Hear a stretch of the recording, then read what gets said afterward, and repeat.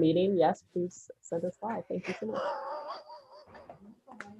No, I'm not. I might ask you to put yourself on mute though.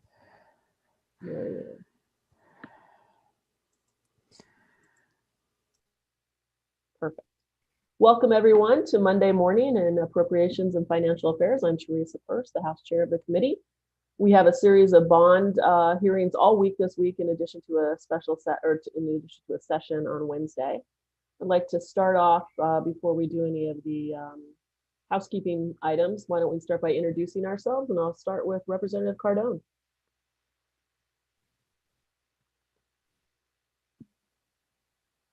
Oh, I'm Barbara Cardone. I represent House District 127, part of Bangor. Good morning. Representative Hymanson.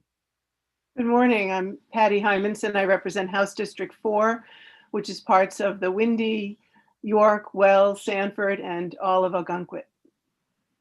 Representative Corey. Yes, I'm Patrick Corey. I represent House District 25, which is part of Wyndham. Representative Fay.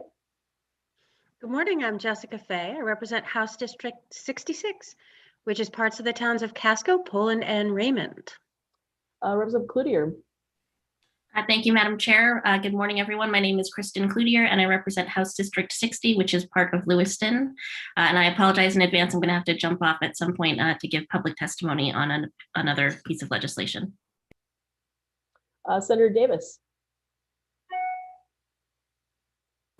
Good morning. My name is Paul Davis. I represent Senate District 4, which is all of Piscataquis County and parts of Somerset and Penobscot. Thank you, Madam Chair. Representative Millett. Good morning, everyone. I'm Soren Millett. I represent House District 71, including the citizens of Norway, Sweden, Waterford, and West Paris. Senator Bailey. Thank you, Madam Chair. I am Donna Bailey. I proudly represent the residents of Saco, Old Orchard Beach, Hollis, Leamington, and part of Buxton in the Senate. And my good co-chair, Senator Breen, excuse me. Good morning. My name is Kathy Breen. I represent the communities of Falmouth, Cumberland, Yarmouth, Gray, Long Island, Chebeague Island, and half of the city of Westbrook in the Maine Senate. And I serve as Senate Chair of Appropriations. And good morning. I'm again Teresa Purse. I represent House District 44, which is the majority of Falmouth, and I serve as the House Chair of Appropriations. Good morning again to everybody, and we're ably helped by Maureen Dawson, our analyst in OFPR, and Marianne McMasters, our AFA clerk. So before we get started, again, we're doing bond hearings this week. I'm going to share the list of the order we're going to go in. We're going to go numerical, and that'll be LD 49, LD 150, LD 687, and LD 983. 3 of these 4 bonds that we will hear today are actually are sponsored by 3 of our committee members. So I'm glad to see you're all here, ready to do your bonds. But the first one that we'll be doing is not that. I want to remind everyone, if you're signing up to testify and you want to testify on more than one of these bonds, feel free to just do that once, but make sure that you submit your testimony electronically so that we have it on each individual bill as well. I also want to share that the chat function is really a function for utilizing it if you're having technical difficulties or something else. This particularly pertains to attendees. It's not a function of communication around bills that we should be having in the chat function. So if you're having technical difficulties, please use that. But if not, that's really all it should be used for. We'll start today. One other housekeeping issue. Last week we worked LD 1507, which had to do with the local money going out through the ARPA funds. And I believe everyone received language on that over the weekend. You should be in touch with your leads or your chairs if you have any concerns of that, but we want to report that out no later than the end of the day today. So I share that as something to tick off your checkbox. If you have any concerns, please be in touch with the leads or the chairs around that. So that being said, I think we'll get started with LD 49, and we will see if the good sponsor is here yet. Yeah, I will throw that over to my good co-chair. Did I miss anything today or so far this morning? No. Great. And away we go with Representative Brennan and LD 49. Welcome. Well, Senator Breen, Representative Peirce, it's good to be back with you so quickly. I just had an opportunity to see you last week. I was a little concerned this morning when I signed on early, and the big name I saw was Paul Davis. And Paul's a good friend of mine, but I was sure that he has not become the only member of the committee now. So, but it's good to see you today, Senator Davis. Thank And you, it's good to see the Representative. other It's good to members of see the you. committee. Thank you for having me back again so quickly on LD 49. 29. That's not the number of days until the end of session or the number of weeks until the end of session. 29 is the number of years until 2050, when we expect to see sea level rise in Maine. It could rise 1 to 3 feet. In the last 30 years, we've almost doubled sea level rise in the state of Maine. And this past January, Portland experienced the highest water level that we've had since 1912. The Maine Climate Council estimates that a 1.6 foot sea level rise by 2050 could submerge 67% of Maine's coastal sand dunes and reduce beach area by 43% in the state of Maine. So that's why 29 is important. We only have 29 years to start to act on sea level rise in the state of Maine, or we will see significant implications along the coast and with our beaches. I want to specifically point to a situation in Portland. I know most of you have driven through Portland on 295 heading north. When you're right in the middle of the city at Franklin Street Arterial, if you look to the left, you'll see an area that we call Back Cove or Bayside in Portland. That part of Portland has been a reclaimed part of Portland. It had initially, or a number of years ago, been submerged. In 29 years, if we see the sea level rise that we're anticipating 1 to 3 feet, we could lose that part of Portland. So that's why I'm here today, to ask you to closely examine this bond issue for $50 million that would help communities along the coast prepare for sea level rise and to take action in their local communities to address this issue. Now, many of you know the Maine Climate Council has done an excellent job of putting together a report articulating a number of issues affecting the state in terms of climate change, including sea level rise and carbon emission and transportation, and the list goes on and on and on in terms of what we need to do to address climate change in the state of Maine. My experience when I was mayor of the city of Portland is that we spent a considerable amount of time looking at flooding and looking at sea level issues. And as many of you know, the city of Portland, along with South Portland, have just issued a report called One Climate Future, where they have articulated the joint effort between Portland and South Portland to address climate change over the coming years. So I think communities across the state of Maine, particularly on the coast, are taking action.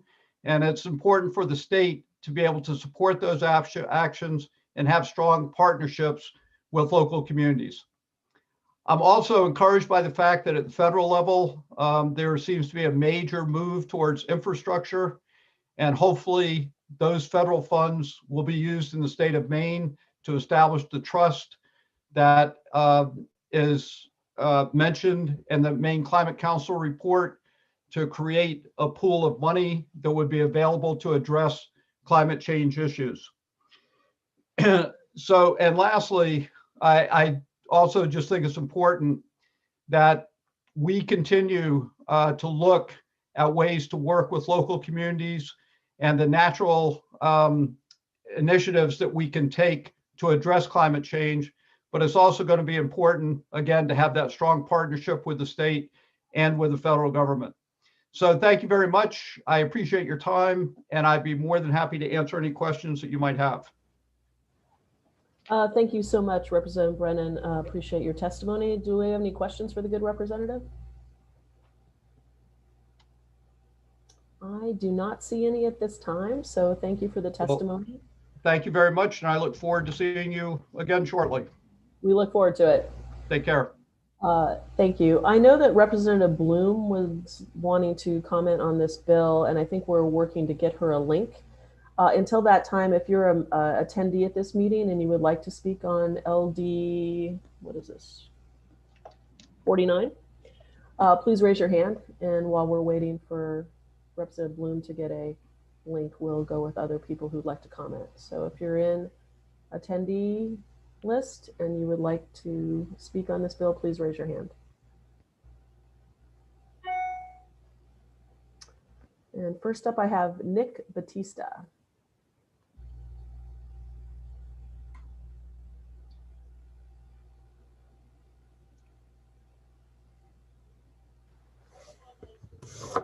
Mr. Batista, how are you? Good morning. Welcome. Thank you. Senator Breen, Representative Peirce, members of the Appropriations Committee. My name is Nick Batista, and I'm testifying in support of LD 49 on behalf of the Island Institute. We're a 38-year-old nonprofit organization based in Rockland. We do a lot of work around climate change, the economy, clean energy, education, leadership. Broadband's foundational to the work that we do along our coast, and all Mainers need access to high-speed, reliable internet. At the same time, sea level rise presents a pretty significant structural challenge to Maine's coastal communities and systemic risk. There's some good data in our written testimony about what's in the Maine Climate Council's Cost of Doing Nothing report and recommendations from the Science and Technical Subcommittee report about how much sea level rise we have to be planning for. I think just for this committee, for today, communities are moving ahead with planning and understanding the challenges that they face. And it will take significant funding to help them adapt to sea level rise. And so while LD 49's $50 million is a substantial sum, it's only a down payment on the projected cost of adapting coastal infrastructure to withstand expected rises in sea level. Communities are already making regular investments in their infrastructure, using these additional state funds to help offset the costs of incorporating a certain amount of additional sea level rise, would help stretch the funds further. And there's economically significant working waterfront infrastructure. A lot of that's privately owned and may not be eligible for funding if it's limited to municipal infrastructure. So it may be helpful for this committee to expand the eligibility and provide clarity on how the funds are intended to be used. So, thank you. Thank you, Mr. Batista. Appreciate you being here. Are there any questions for Mr. Batista? I don't see any, so we appreciate you coming. Thank you so much.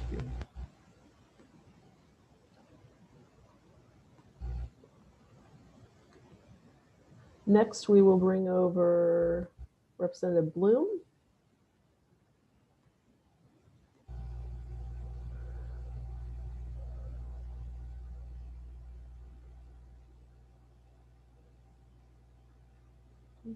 We see your square. There you are. Hi, everyone. Yes, thank you for getting me in at the last minute. I just wanted to say, my name is Representative Lydia Bloom. I represent House District 3 in York. It's a privilege to be in front of the Appropriations Committee. I am very excited about this bond because I think the timing is finally right. I think that this is something that I've been talking about sea level rise since I've started at the legislature. And it was almost 6 or 7 years ago, and we had to call it sea level change. Sea level rise is something that is on the minds of every coastal community. And there's a lot of opportunity for how we're going to be more resilient to it. And I think that the Climate Council's report goes into some of those details. They did a thorough research of the science. And I think that we've got a really good handle on what is going to be happening on our coastal communities. So I just wanted to urge the committee to consider this very seriously. I think the timing is right. I think it's on the minds of people, and it's a very important dollar figure to add because it's going to be very expensive. The good news is that we have the natural environment. We have an incredible natural environment, and nature-based solutions are something that we can use to combat the effects of sea level rise on our coastal communities. So thank you very much, and I wish you luck with your deliberations. Thank you so much, Representative. Nice to see you here today. Are there any questions for Representative Bloom?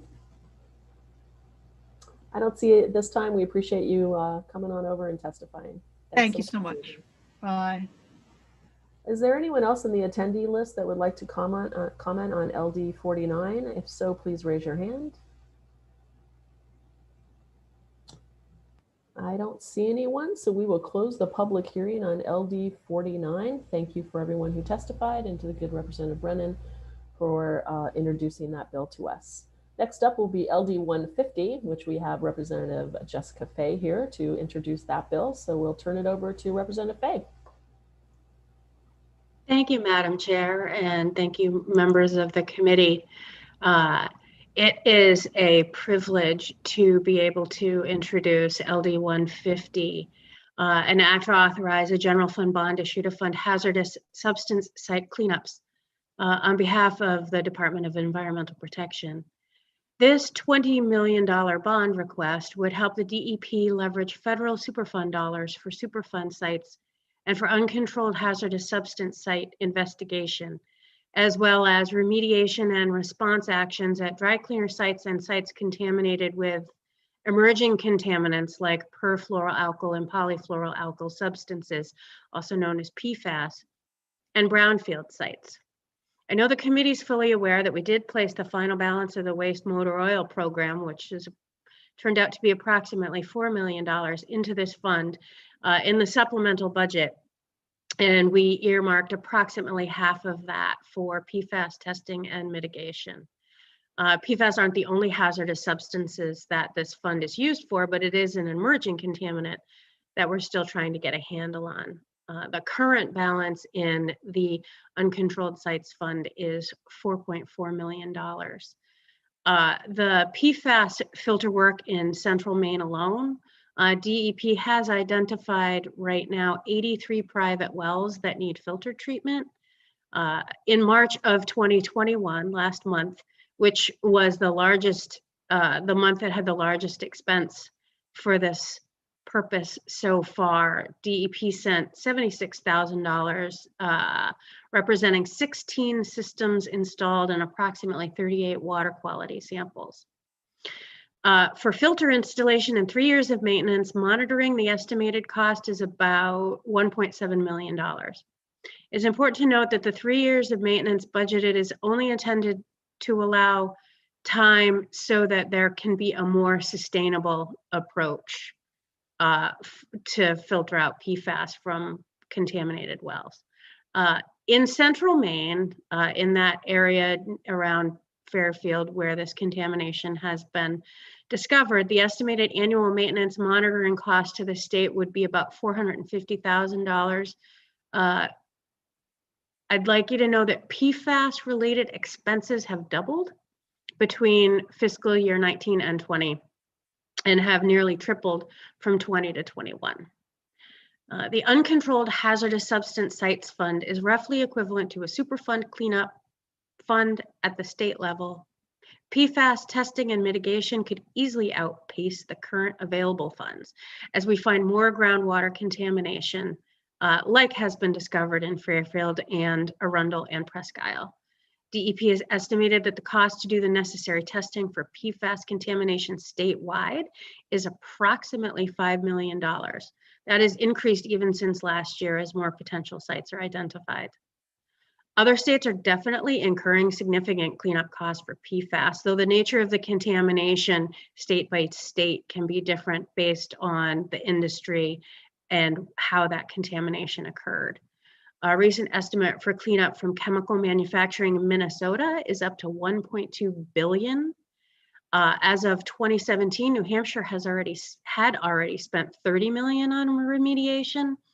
Michigan is spending 23.2 million for costs associated with PFAS contamination, and that includes testing, monitoring, and technical assistance at a dozen sites in that state. North Carolina legislature has approved almost 9 million in bonding to clean up PFAS, and the Massachusetts city of Westfield approved 13 million in bonds to address water contamination. If the committee's interested, I'd be happy to try to describe the concerns about PFAS, their toxicity, and as we currently know it, why and how these chemicals exist, their uses, and the significant and unique problems they present statewide. But in the interest of time, I will not address that in this testimony, but would be very happy to try to answer any questions about that. There have been at least 7 or 8 bills addressing the policies around these forever chemicals so far this session, and there's a great deal of information available through the DEP, EPA, and other sources about the issues the state will face because of them. For your convenience, I've included a link to the PFAS Task Force report. They did a very deep dive into the issues surrounding these chemicals, and it was comprehensive and thorough with lots of stakeholder comment and inclusion. And I have also included at the end of my testimony the current uncontrolled substance site statute. Although I believe it was pretty close to unanimous, the ENR committee has voted out a change to that will be helpful to help clean up these particular chemicals and other emerging contaminants. I appreciate your time and your attention, and if there's any questions I can answer, I'm happy to do so. Thank you so much, Representative Fay. I see Representative Hymanson has her hand up. Yeah, I wanted to say thank you for giving us the task force report. That was really great. I learned a lot from it, and I appreciate having that. So thank you. You're welcome. Any other questions from the committee for Representative Fay? I am not seeing anyone, so thank you for your testimony. We appreciate it, and I know you'll be around if we have other follow-up. Thank you. Thank you. Is there anyone who's attending our meeting today who would like to make comment on LD 150? If so, please raise your hand. We have Sarah Woodbury who would like to come over. So she's flying through the ether on her way to us.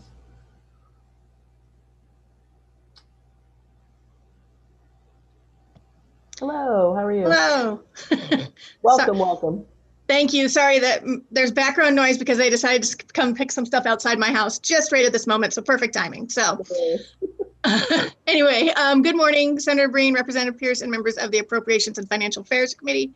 My name is Sarah Woodbury. I am the Director of Advocacy for Defend Our Health, formerly the Environmental Health Strategy Center. Defend Our Health works to make sure that everyone has equal access to safe food, safe drinking water, healthy homes, and toxic-free, climate-friendly products. I am here to testify in support of LD 150. LD 150 includes $20 million for DEP's Uncontrolled Hazardous Substance Site Program, which provides funds for state match on federal Superfund sites, uncontrolled hazardous substance site investigation and remediation, and response actions at sites contaminated with emerging pollutants like perfluoroalkyl and polyfluoroalkyl substances, or PFAS. PFAS are called forever chemicals, meaning that they don't break down and remain in our body and the environment for years. These chemicals are hazardous to human health and have been linked to decreased immune system function, decreased vaccine efficacy. PFAS also increase the risk of some cancers, may lower a woman's chance of getting pregnant, and have been associated with liver problems and increased cholesterol levels. These toxic chemicals can enter the environment and drinking water supply through a variety of sources, including firefighting foam, sewer and industrial sludge, spread on local farmland, and our food packaging and other products with leak-proof and grease-proof coating. Water and soil contamination stories are becoming more frequent across the country and here in Maine. You are hopefully all familiar with Fred Stone's story of contaminated soil and water that ruined his dairy farm in Arundel.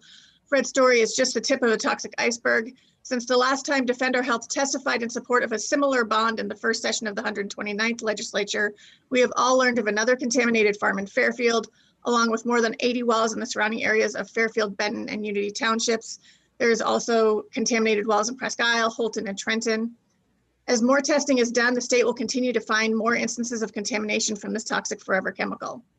Cleanup for toxic PFAS can and will cost the state millions of dollars. Currently, the state does not have the resources necessary to deal with this contamination. We would argue that 20 million will not be enough. However, it is a start. It is important that the state has the funding available to investigate the sources of contamination and to provide remediation and assistance to citizens whose livelihoods have been impacted by exposure to these toxic chemicals. Defend Our Health urges you to vote to pass an LD 150 to provide the resources necessary to our communities.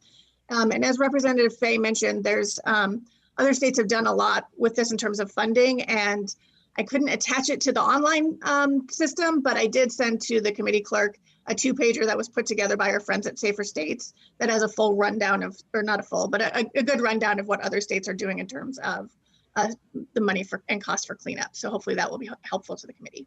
And with that, I turn it back over. Thank you so much for your testimony. I see Representative Hymanson has her hand up. Yeah, thank you for being here. Do you know about the federal match, what it looks like? I don't. The federal government, actually, there are several pieces of legislation currently moving through the House and Senate right now with funding for PFAS cleanup. So that will help determine some of that. You know, I know that our congressional delegation is pushing really hard for additional matching federal funds. So hopefully that will help. Okay. And I can see if I can get some numbers for you. Yeah, thank you. So are there existing federal match funds now, or are those, is it? Yeah, there's a federal Superfund site. As Representative Fay mentioned, the DE&R committee just designated PFAS as a hazardous substance, which will change the statute, which hopefully the full legislature will act on, which will allow us to access those kind of matching funds. But there are funds available. There is a Superfund fund available at the federal level, and I can see if I can find the numbers for you. I just don't have them off the top of my head. So this money would currently be matched by the Superfund? It probably not all of it, but some of it would be, yeah. Okay. If there's a way to get a breakdown, Sure. like where are the moving parts with this? I know there are a lot of moving parts, Yeah. trying to, and I understand that. If we could get a sense of, you know, what's solid and what's the moving part, that would be terrific. Happy to try to pull that together for the work session. Thank you. I was wondering, Ms. Woodbury, what the other states are using as a mechanism for funding their $30 million. Are they using bonds, or are people doing other types So of I think it's a mix of things. Some states are doing bonds. Some states are just doing like general fund. There are some states that have done class action lawsuits that are getting some money that way for the states. We really would hope Maine would join one of those as well to get some funding for the state. But it's a mixture of, I'm sure some of it. So like here in Maine, the city of, Kennebunkport and Wells Water District actually had to install some filters for PFAS in their public drinking water system, and it cost them about $2 million to do so. They did, trickle that down to the ratepayers in that particular instance. I don't think it ended up being very much per ratepayer by the time it got spread out, but states are all doing those types of things. Some of it is, general funds, some of it is bonds, some of it is just increased cost on municipalities because they have to pay for the cleanup. It's kind of a range of things. Thank you. Are there any other questions? Oh, Representative Hymanson, excuse me. Is your hands up again, right? Yeah, it is. Thank you for indulging my questions. The manufacturer accountability for this, you mentioned class action lawsuits. Mm-hmm. How far along has that gone with other states? So in West Virginia, there was a big class action lawsuit several years ago that has since been paid out to the impacted individuals and some of that. I think Michigan, I'd have to double check and look, but I'm pretty sure that they're still in the process. There has not been a big, unlike the Bayer thing with the Roundup and stuff, there has not been a massive payout at the state level, I believe, not yet. I'll double check on that. But it takes a while for that stuff to go through the courts. And some of the states have just started that process. So we're kind of at the front end of that for some of those states. Maine did just pass legislation out of the Judiciary Committee that would update Maine statute of limitations to allow impacted individuals the opportunity to go after manufacturers within 6 years of the discovery of the contamination, as opposed to 6 years of the actual contamination, because the chemicals don't go away. A lot of these places that are contaminated around the state of Maine were contaminated 20 years ago or 30 years ago, and people are just finding it.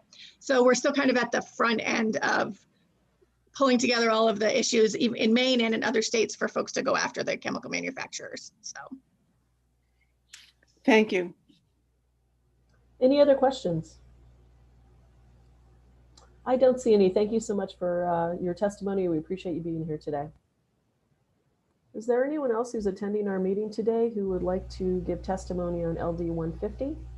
If so, please raise your hand.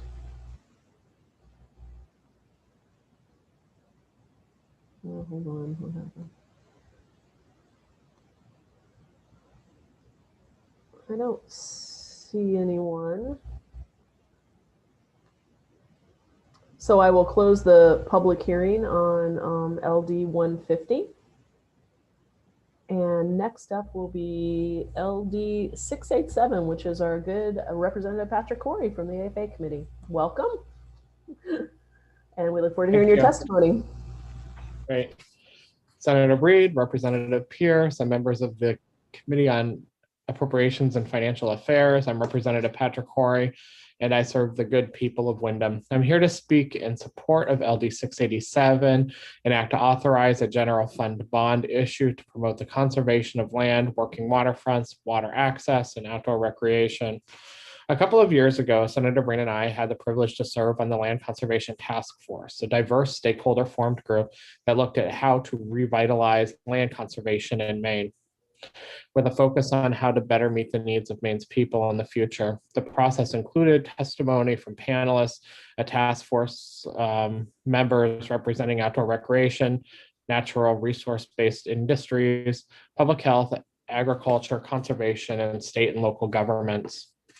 The end result was, after a great deal of deliberations and public participation, was a comprehensive set of recommendations and action items to be considered and acted upon by Maine's executive and legislative branches, the conservation community, and our towns and citizens. The first recommendation reads, take proper care of our treasured public and private conservation lands and ensure that they meet the needs of Maine people into the future. Currently, Maine state parks have a $50 million backlog for infrastructure maintenance. Think roads, restrooms, campgrounds, and accessibility for all people. We're all aware of the importance of Maine's tourism industry, and Maine state parks play a vital role in our state's economy.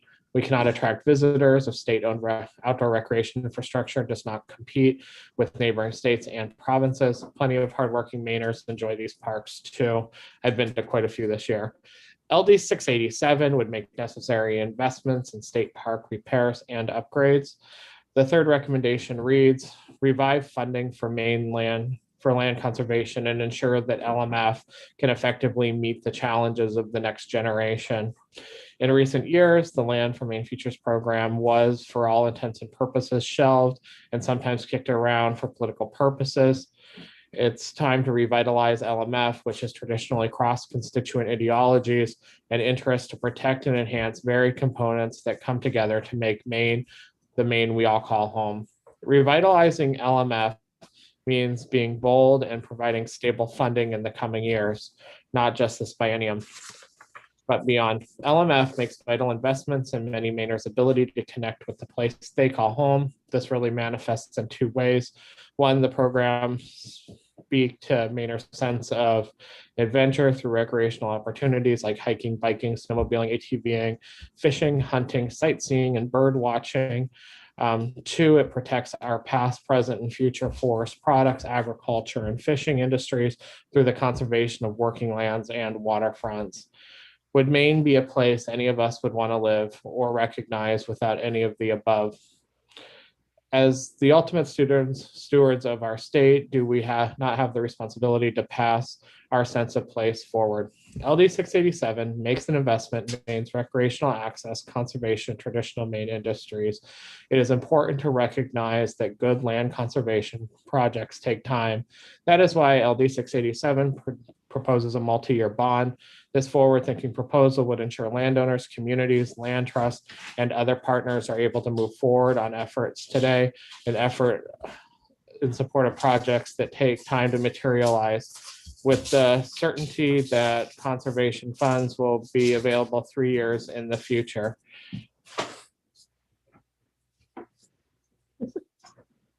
Sorry about that. New puppy got stuff she's not supposed to have.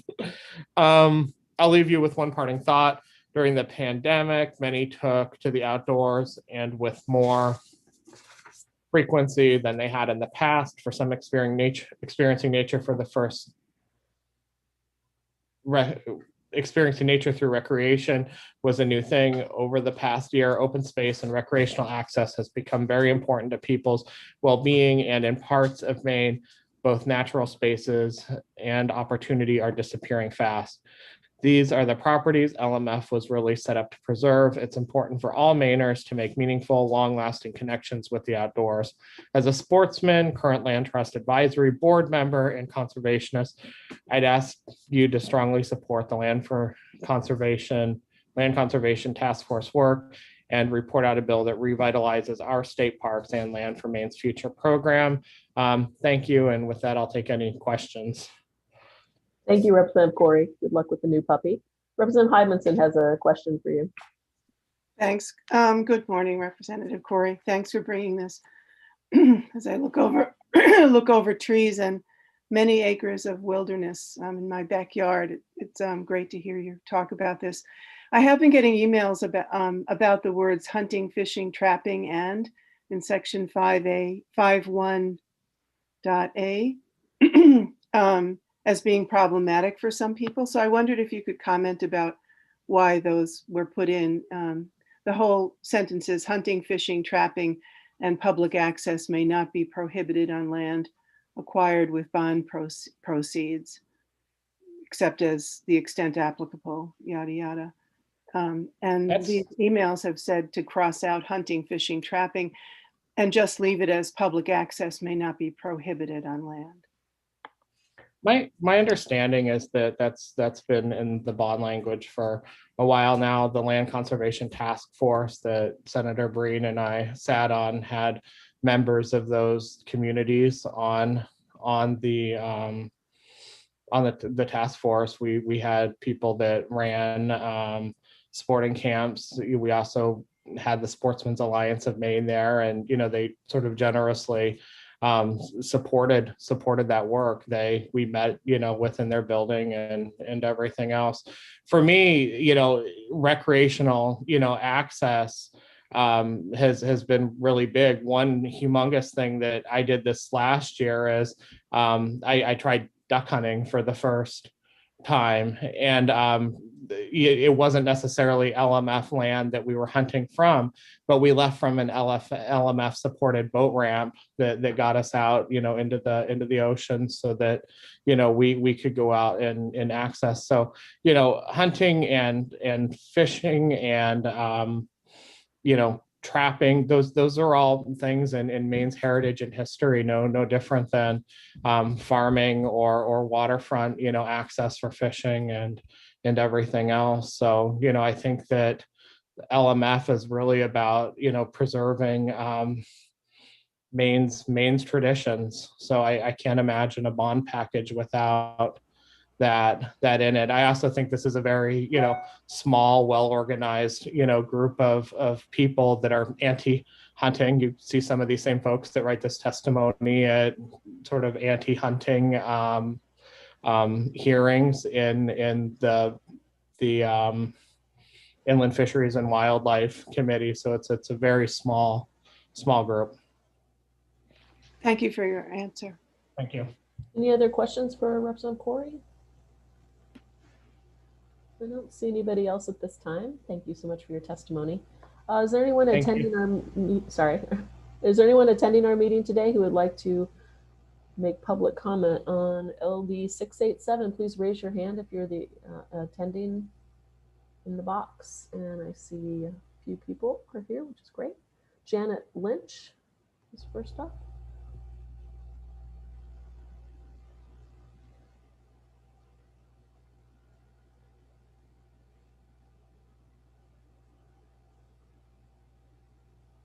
Hello, can Welcome. you see me? We certainly can. Welcome.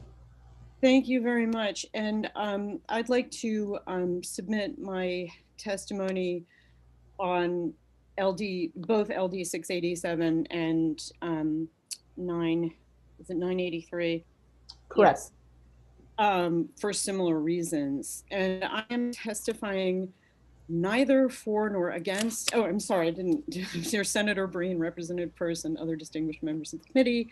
My name is Janet Lynch. I live in Pownell and I represent myself. And as I said, I'm testifying neither for nor against both of these LMF bills.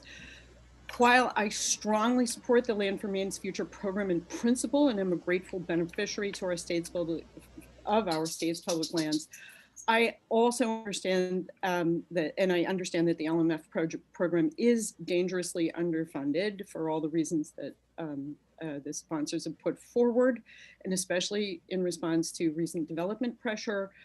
I do support it, and as you might notice, I am a citizen co-signatory of a letter from the Natural Resources Council of Maine testimony, which was submitted before this committee.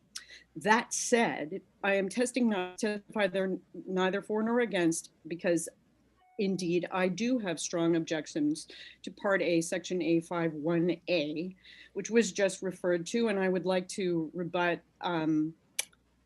the statement that I represent a small group. I don't believe that I do, and that's the issue.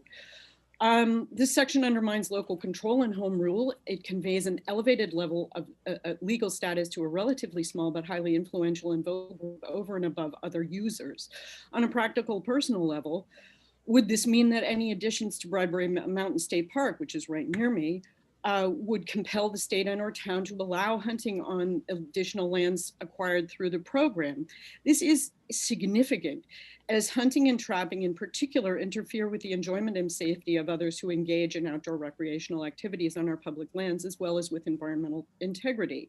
And I note that it's not as if you couldn't hunt and fish on it, but the provision that prohibits prohibitions is problematic for me. As you may know, many state constitutions include a presumed right to hunt or fish on private lands, the responsibility to post land being on the landowner. This has historical roots in 18th century Britain, when indigent poachers could be imprisoned, banished to penal colonies, or in Australia, or even hanged for the crime of trespassing and poaching on large estates owned by aristocrats. We have come a long way since the 18th century, and it is no longer necessary to risk one's life to poach game to feed a starving family. Moreover, many more people in the intervening centuries have come to treasure and enjoy time spent in the outdoors beyond only those who engage in hunting, trapping, and fishing. And this trend is accelerating.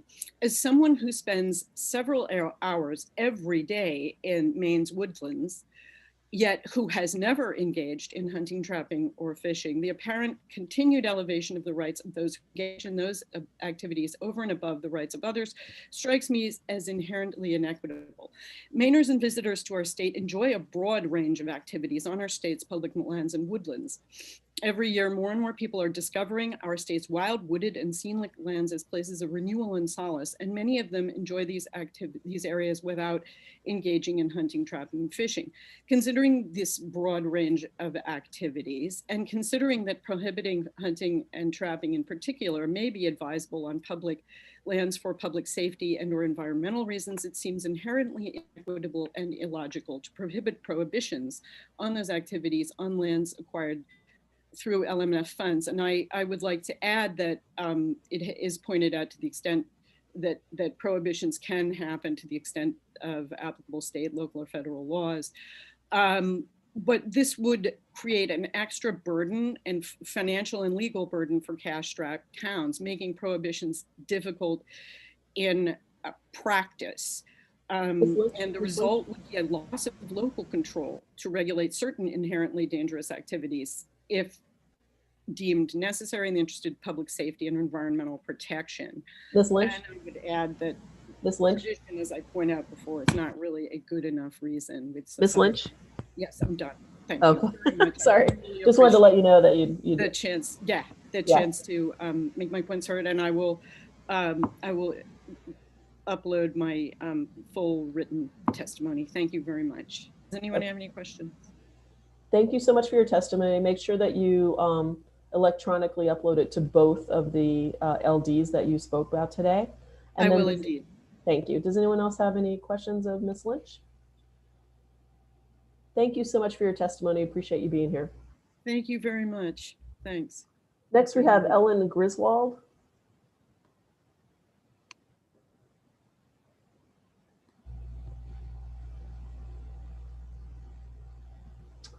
Great. Good morning. Welcome. Good morning. Thank you. Before you begin, just a reminder, we do have a 3-minute clock. So we'll let you know when you might be over that. Okay. Thank you very much. Good morning, Representative Peirce and members of the committee. My name is Ellen Griswold, and I am testifying today on behalf of Maine Farmland Trust in support of both LD 687 and LD 983. Protecting farmland in Maine is a principal part of Maine Farmland Trust's mission because we believe it is vital for ensuring that agriculture remains a key component of Maine's way of life, with farms feeding our economy, stewarding our natural resources, and nourishing our communities.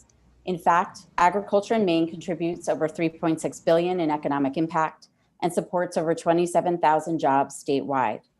Unfortunately, farmland, the foundation of our farm economy, is a precious and limited resource. Between 2012 and 2017, Maine lost 10% of its farmland. That is over 145,000 acres of pasture land, cropland, woodland, and other agricultural land that is no longer being used by Maine's farms.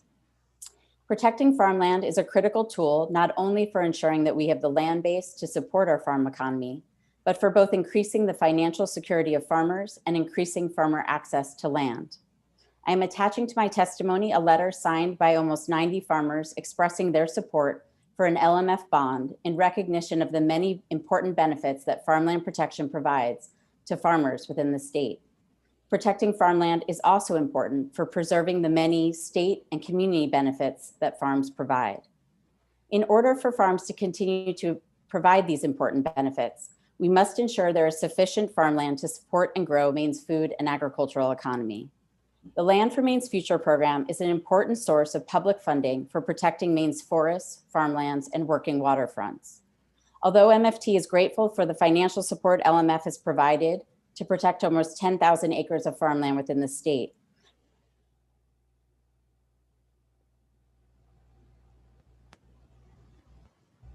Did she freeze or did we freeze? Are you hearing? I'm not sure. I don't think we froze. I think it's her. Yeah. MFT supports the establishment of a $60 million bond for the LMF program as provided by LD 983 to increase the amount of funding available to support farmland conservation within Maine. This public funding could also be used to leverage important federal and private support to protect farmland and secure this critical resource for the people of Maine. In addition, a multi-year LMF bond is particularly important in the farmland protection context, where land conservation is completed in partnership with farm businesses. Regular and predictable funding through a multiple-year bond would provide farmland owners with increased certainty that public support will be there to successfully complete projects in a timely fashion, ensuring that the most important projects are completed. For all of these reasons, MFT hopes that you will support the establishment of a bond so that the LMF program can provide the same robust support as other state land conservation programs in our region and ensure that farmers have the land they need to continue to feed Maine's economy and people for generations to come. I appreciate this opportunity to testify, and I'd be happy to answer any questions that any of you have. Thank you. Thank you so much. Does anyone have any questions for Ms. Griswold? I don't see any. You did freeze for just a hot second on your testimony, but I think we got the gist of it. And I know that you've submitted it electronically to both LDs, I believe. I have, yes. Thank you. Wonderful. So just wanted to let you know that. So thank you. Sorry about that. No problem. It's a very windy day and I'm at the State House and my internet, I froze actually, and it's a little unstable here. So just bear with everyone. So if that happens again. Thank you so much for being here. We appreciate it. Thank you. Next, we have James Cody.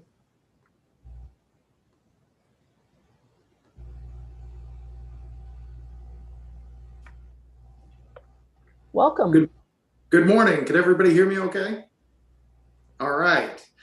Representative Peirce and members of the committee, my name is James Cody, and I am here today on behalf of just myself in support of both LD 687, and I'll just give a nod also to LD 983 as well, knowing that the committee will likely negotiate a final bond amount for these bills and potentially others that come forward.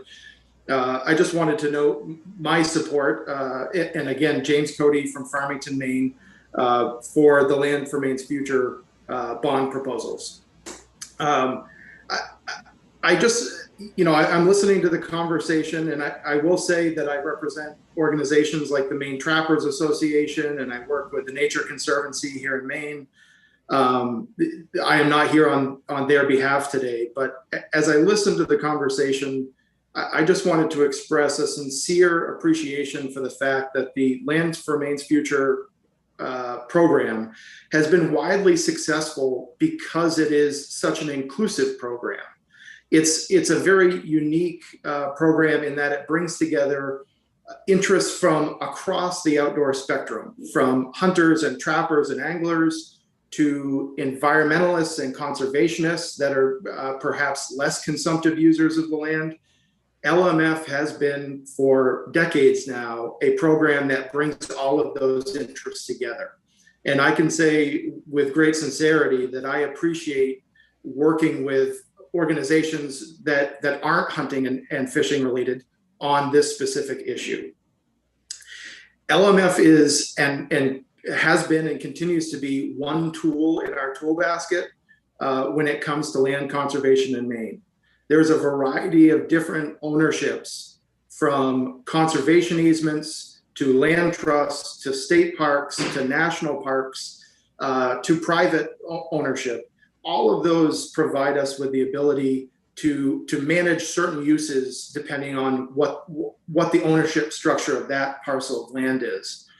In LMF's case, it continues to be inclusive of sportsmen and women generally. And I think it has been widely successful in terms of managing those uses on these parcels of land. I will note that in some cases, maybe in very specific cases, not all uses are appropriate for any given piece of land, but there are ownership structures available to us that allow people to manage differently. In LMF's case, this is really land for all Maine people, and to a large extent allows for all types of legal uses on those properties. I'll wrap up just by saying again how tremendously impactful and positive this program has been. We're in a time where if this bond proposal or another is going to move forward, we realize that you're going to likely negotiate a final amount, and I'm all in favor of whatever you think is most appropriate, and I appreciate your endurance as you deal with these issues in the waning weeks of session. But given where interest rates are today, the demand that we're seeing for this type of outdoor recreation on our public landscape, and the bipartisan coalition-wide support for Land for Maine's Future, I would urge you to move an LMF bond forward this year, and I greatly appreciate your time. Thank you, Mr. Cody. Are there any questions for Mr. Cody? Thank you so much for your testimony. We appreciate you being here. Is there anyone else left that's attending this meeting that would like to comment on LD 687? If so, please raise your hand. I don't see anyone else at this juncture. I'm sure we might have a lot of crossovers between these two bills. So I will close the public hearing on LD 687. I'm going to bring a big gavel sometime from my house and have something loud happen when we close sessions of these things. But I will open the public hearing on LD 983, and we have Senator Breen here to give her introduction to that bill. Welcome, Senator Breen.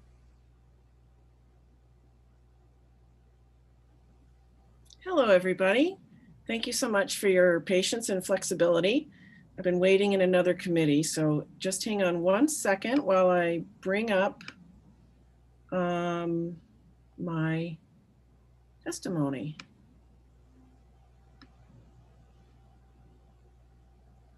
Okay. So Representative Peirce and distinguished members of the Joint Standing Committee on Appropriations and Financial Affairs. My name is Kathy Breen. As you know, I represent 6.5 communities in Cumberland County. And I just want to start with my testimony. My first experience, I'm here to introduce LD 983, an act to authorize a general fund bond issue to promote land conservation, working waterfronts, water access, and outdoor recreation. My first experience with the Land for Maine's Future program was during my service on my local town council starting in 2005. The town council had charged the Falmouth Conservation Commission with updating the local open space plan. In response, the FCC undertook a robust stakeholder engagement activity asking, how do we want Falmouth to look in 100 years? The result was the greening of Falmouth, and you have a link in the testimony to that report. And that was a report and recommendations on how to best implement that 100-year vision in the face of increasing residential development. And this town council subsequently adopted the greening of Falmouth. One of the recommendations was for the town to purchase land and easements to conserve parcels that met overt conservation criteria and to ensure market rate prices for sellers. In short, we should put our money where our mouth was. To pursue that goal, we put a referendum on the ballot in 2007 that asked Falmouth voters for permission to invest $5 million over 10 years in these conservation efforts. And the referendum passed with 70% support. While the town of Falmouth took the lead on implementing the greening of Falmouth, we knew we needed partners to achieve our goals. And this is where LMF played an important role as one of many investors in several local conservation projects. Other partners included the Falmouth Land Trust, individual donors, and landowners, some of whom chose to reap a tax benefit from their transaction and some of whom did not. If you've ever been involved in a conservation project, you know that every one of them is its own little miracle. It takes enormous effort and years of earnest collaboration to bring together the landowners, the community, maybe a land trust, and all manner of donors, lenders, or investors. There's often a finite window of opportunity that aligns with the owner's retirement plans or other financial objectives, and that means a race to bring the project to fruition before that window closes forever. Since its inception in 1987, the Land for Maine's Future program has always earned an enormous return on investment. It typically provides only 10 to 20% of the total cost of any given project, but earning the LMF stamp of approval elevates the project in the local community and beyond, garnering financial support from partners who are committed to statewide impact. And its impact cannot be overstated. According to the Department of Agriculture, Conservation, and Forestry, over the past 30 years, the Land for Maine's Future program has assisted in the protection of 54 water access sites, 40 farms totaling more than 9,700 acres, 24 commercial working waterfront properties, more than 1,200 miles of shorelands, 58 miles of former railroad corridors for recreational trails, and over 570,000 acres of conservation and recreation lands, including 332,000 acres of working lands with permanent conservation easements. A new LMF bond issue was one of the main recommendations of the Land Conservation Task Force, a group comprised of 20 individuals and organizations with an interest in preserving land, in preserving and protecting Maine's natural environment, and shaping the next generation of land conservation in Maine. I was honored to serve with Representative Corey on the task force, led by the Sportsmen's Alliance of Maine and the Maine Coast Heritage Trust, to help with this work in 2017 and 2018. As a result, I introduced the first version of this bill in the 129th legislature, and it garnered 104 co-sponsors from both sides of the aisle. In considering whether to introduce it again in the 130th, I couldn't help but think about how important our network of trails and parks have been during the past year of COVID-19 in keeping Mainers healthy mentally and physically. Getting outdoors has proven to be best therapy for me and my family, and I know this is true for many Maine families all through this past year.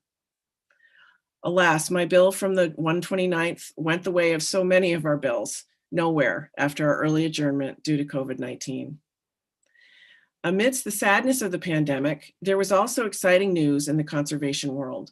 On August 5th, 2020, President Trump signed the Great American Outdoors Act.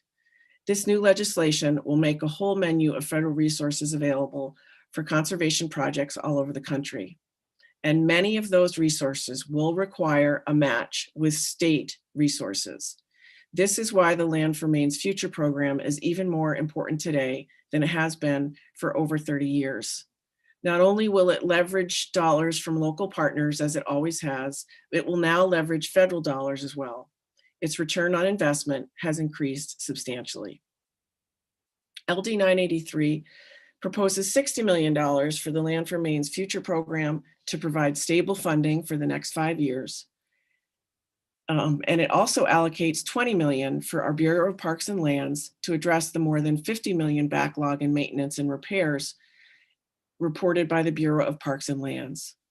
As Maine's tourism industry begins to recover from the economic devastation of the pandemic, our state parks are an important asset for both Mainers and visitors from all over the world. Lastly, this bill allows the LMF board to spend funds on community conservation projects, local projects that provide access to lands and waters for underserved populations, to promote public health, and to create opportunities for environmental learning and more. It also directs the board to prioritize helping Maine adapt to climate change as it makes decisions in acquiring land. The vast majority of our constituents, no matter where they live or what their party affiliation, supports taking care of Maine's natural environment. Whether it's to attract tourist dollars, provide a good living for our growing number of young farmers, or just to make sure that we can pass on our favorite places to hike, fish, hunt, or snowmobile to the next generation, there's extensive interest in preserving our unrivaled forests, waters, and coastline. I thank you very much for listening, and I'm happy to take any questions. Thank you so much, Senator. Are there any questions for Senator Breen from the committee? I see none at the moment, so thank you so much. I know a lot of people have to hop in and out of different work sessions, so we will look forward to seeing your return when you can come back. Thank you so much. You bet. Take care. So we have a number of people who are attending the committee meeting today who would like to testify on this bill. First up, we have David Trahan, excuse me. Your name was popping around. You're getting promoted over. If you would like to testify, please raise your hand. Oh, yeah. And we will hear that testimony.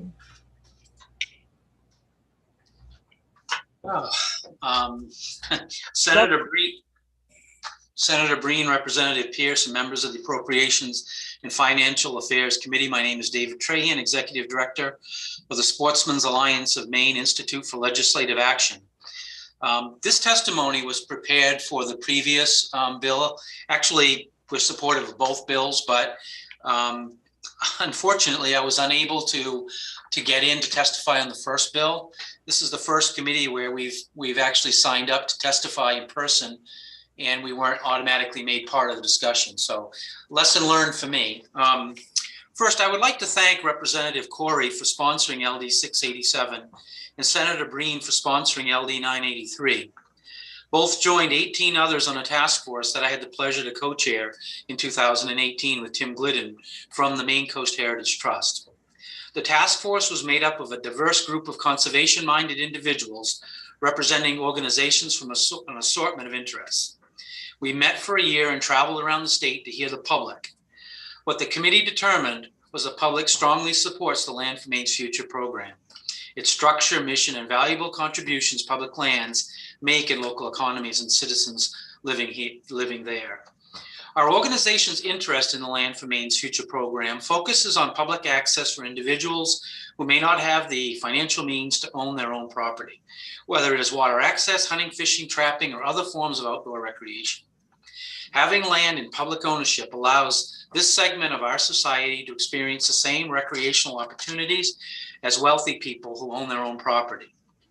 There is a portion of the bond language that emphasizes the purchase of deer wintering areas and other critical wildlife habitat that is of special importance. This language was drafted in 2012 for the last LMF bond by members of the LePage administration, conservation groups, and SAM's consulting biologist. While a step in the right direction, implementation of the 2012 bond has revealed the need to improve the deer language to ensure that valuable habitats are protected. SAM has been in conversation with the Mills administration, IF&W Commissioner Camuso, Maine Coast Heritage Trust, and the Nature Conservancy on amended language that you will be receiving in the very near future. I'm going to end my testimony there only because I know I'm running out of time. But if the chairs would allow just a moment, I'd like to answer the question around why hunting, trapping, and fishing are allowed on public lands. Would that be all right? Sure. Okay, thank you. That. Yeah, well, first of all, since 1999, this language has appeared in LMF bonds. The Sportsmen's Alliance of Maine at that time helped spearhead the creation of the Land for Maine's Future program. And the stakeholders at that time recognized that with a 2/3 requirement, you had to have a diverse group of folks agree on the type of access on these properties. That's why that language is in there. It was negotiated then. But more importantly, that language is not absolute, meaning on public lands owned under LMF, hunting is prohibited in certain circumstances where safety is a concern. All upmarked hiking trails, a corridor 600 feet wide, hunting is banned on those marked trails. In municipalities where no discharge of firearms ordinances exist, it can be restricted there. There's many instances where we have absolutely no problem with hunting being banned or heavily managed to preserve public safety. I guess lastly, I find it very disturbing and almost heartbreaking that this program teeters on getting enough votes to pass. And now if we pulled this language out of there, it would create a situation where a well-embraced program that's incredibly popular, that has had no problems with hunting, trapping, and fishing, would suddenly have I guess, less support. And that troubles me greatly. So with that, I hope the committee will support Patrick Corey's bill and any kind of negotiated bond, including this one, so this program can move forward. And I hope that the committee will reject these attempts to, I think, really fragment a community that has just worked well together for many, many decades. Thank you, Mr. Tran. Any questions for Mr. Tran? I don't see any at this time. We appreciate your testimony on both bills. And did you submit it electronically on both bills? Yes, I did. Yeah. Great. Appreciate that. Thank you so much. Next, I thought we had Senator Brenner over in the committee. So she's coming over. Senator Brenner, are you with us? Welcome. Good morning, everyone. My apologies for not calling on you first. I didn't realize you were in the queue. Totally fine. I've been chasing Senator Breen back and forth between here and ENR, so it's perfect. There you go. Lovely to see you all. Welcome. Representative Peirce and honorable colleagues of the Appropriations and Financial Affairs Committee, I'm Senator Stacey Brenner. I represent Senate District 30, which includes Gorham, most of Scarborough, and part of Buxton. I'm here today to speak in support of LD 983. By all accounts, I stand before you as a sort of poster child for the success of the Land for Maine's Future program. I'm not from Maine, but I had a dream to farm. It was the abundant acres of tillable land and clean water that brought me here, and I have more than realized my goal. I want to mention that I'm also on the board of the Maine Farmland Trust and the current president of the board for the Maine Farmers and Gardeners Association. I have been deeply invested in the work of farmland conservation, farmland access, and farm business viability. My husband and I own and operate a farm business, Broadturn Farm, on rented land.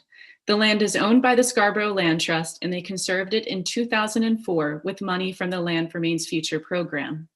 These 434 acres I've been blessed to call home for the last 15 years and rely on to support my family, my employees, and our community would not be actively farmed had it not been for the Land for Maine's Future program. Instead, there would be 174 homes on 2.5-acre lots. Tucked into the suburbs of the northwest corner of Scarborough, complete with a Granite County marker where the property spills over to Buxton, the woods and fields are enjoyed for recreation and hunting by neighbors, interspersed with the robust agricultural activity of my farm business. We have negotiated a 99-year lease held by our business entity that provides a unique model for farmland tenancy and farm business equity. Broadturn Farm has leveraged the affordable access to farmland by pouring capital into our farm crew talent and business development. Starting and maintaining a farm is a capital-intensive experience, and every dollar counts toward potential efficiencies within the farm system. Over the years, between payroll, income, and sales tax, the business has contributed approximately $275,000 to the state of Maine. We've created year-round and seasonal jobs, and the transfer of dollars within the community for services such as tractor maintenance and repair, feed and seed, and local contractors hired for large and small projects means a constant churning of money through the local Maine economy. The importance of local agriculture and its potential to be an economic driver should never be discounted. The most important part of the story is the one where I remind you that the single most important part of becoming a farmer is having access to a piece of prime agricultural land that you can grow your business on. As first-generation farmers, there was no farm for us to inherit, no wealth available to buy land, and just a mountain of student debt and a willingness to work hard, and no access to commercial credit. Land for Maine's Future should prioritize farmland that can also be available for public access.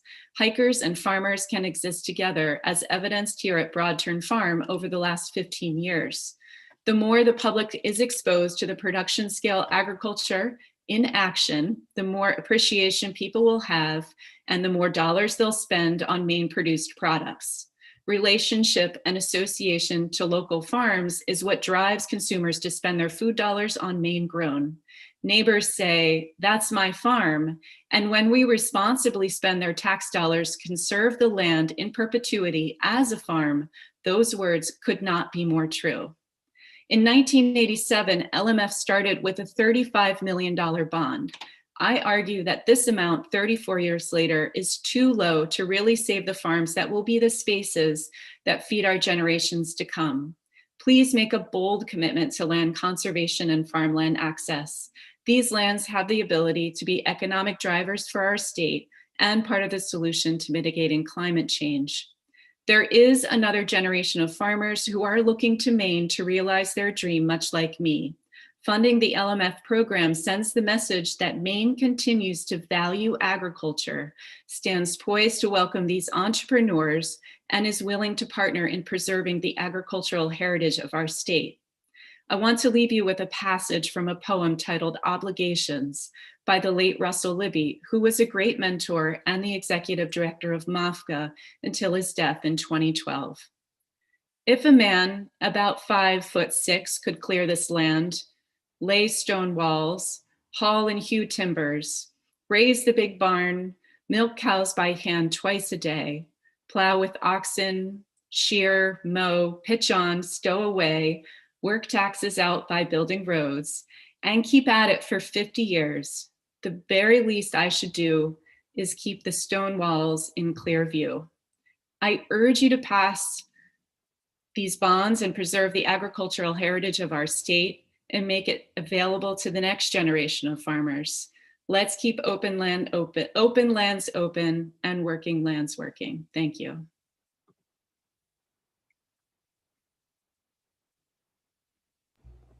Thank you, Senator. Appreciate you being here with your testimony.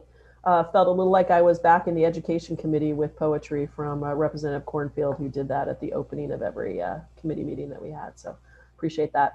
Are there any questions for Senator Brenner? Seeing none, we appreciate your testimony and look forward to seeing you in session on Wednesday. High five to you, Senator Breen, and I'm back to ENR. There you go. Bye-bye. Next up, we have Mac McKinley.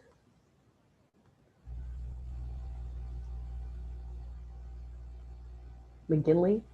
Excuse me if I mispronounced that.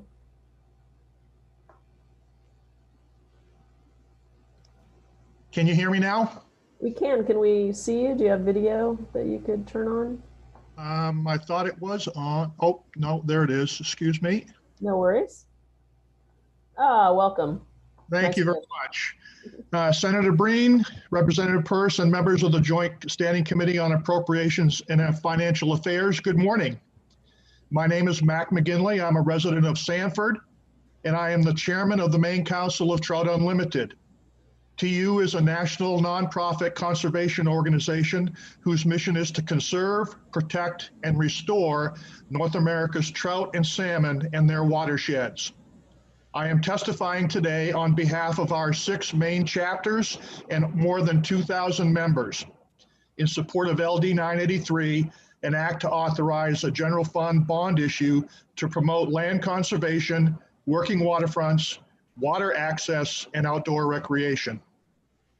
In just the Rangeley region, where I spend 6 months of each year, the Mailbox Pool on the Magalloway River, the Rangeley River, Cupsuptic Lake Park and Campground, and the Height of Land and Bemis Stream properties were all purchased by the Rangeley Lakes Heritage Trust utilizing LMF funds. These projects all provide angler access to some of the highest quality brook trout and landlocked salmon waters in the state of Maine, and guarantee that access forever. Because there is public access to these extraordinary waters, anglers from all across the country travel there to fish, and in doing so, provide a significant financial boost to the local economy. To amplify a remark by Representative Corey made earlier, I can say from direct observation that the use of these public access sites I listed above increased significantly in this past year during the pandemic, making purchase of additional access sites imperative. LMF is one of the most popular programs in the state, protecting land for sportsmen, public parks, working waterfronts, and farmland. LMF provides public access for hunting and fishing and other traditional uses, and protects habitat that is critical for our very special and unique brook trout and landlocked salmon resources, as well as attempting to restore Atlantic salmon. In order to continue conserving lands and providing public access into the future, our 2,000 members of Trout Unlimited here in Maine urge you to support LD 983. Thank you for the opportunity to testify today in favor of this important bond issue. Good day. Thank you so much for your testimony. Are there any questions for Mr. McGinley? Seeing none, we appreciate your time. Very welcome. Next up, we have Philip Matthew, and then it'll be Stephen Norris.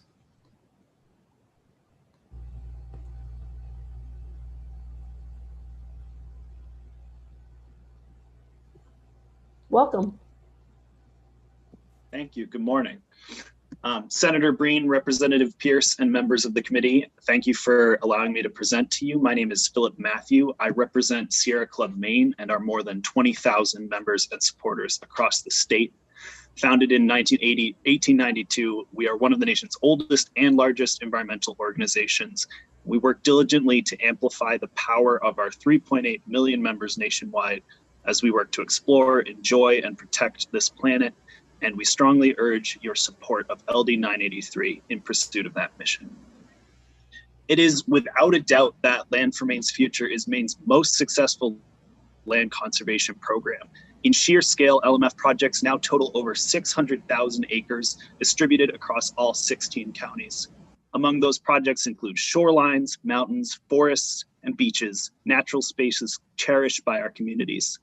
These landscapes serve a diverse range of uses, from hiking and biking to bird watching to hunting and fishing. Additionally, they include nearly 10,000 acres of working farmland and 24 working waterfront properties critical to our state's economy. There's never been a more important time to invest in this program.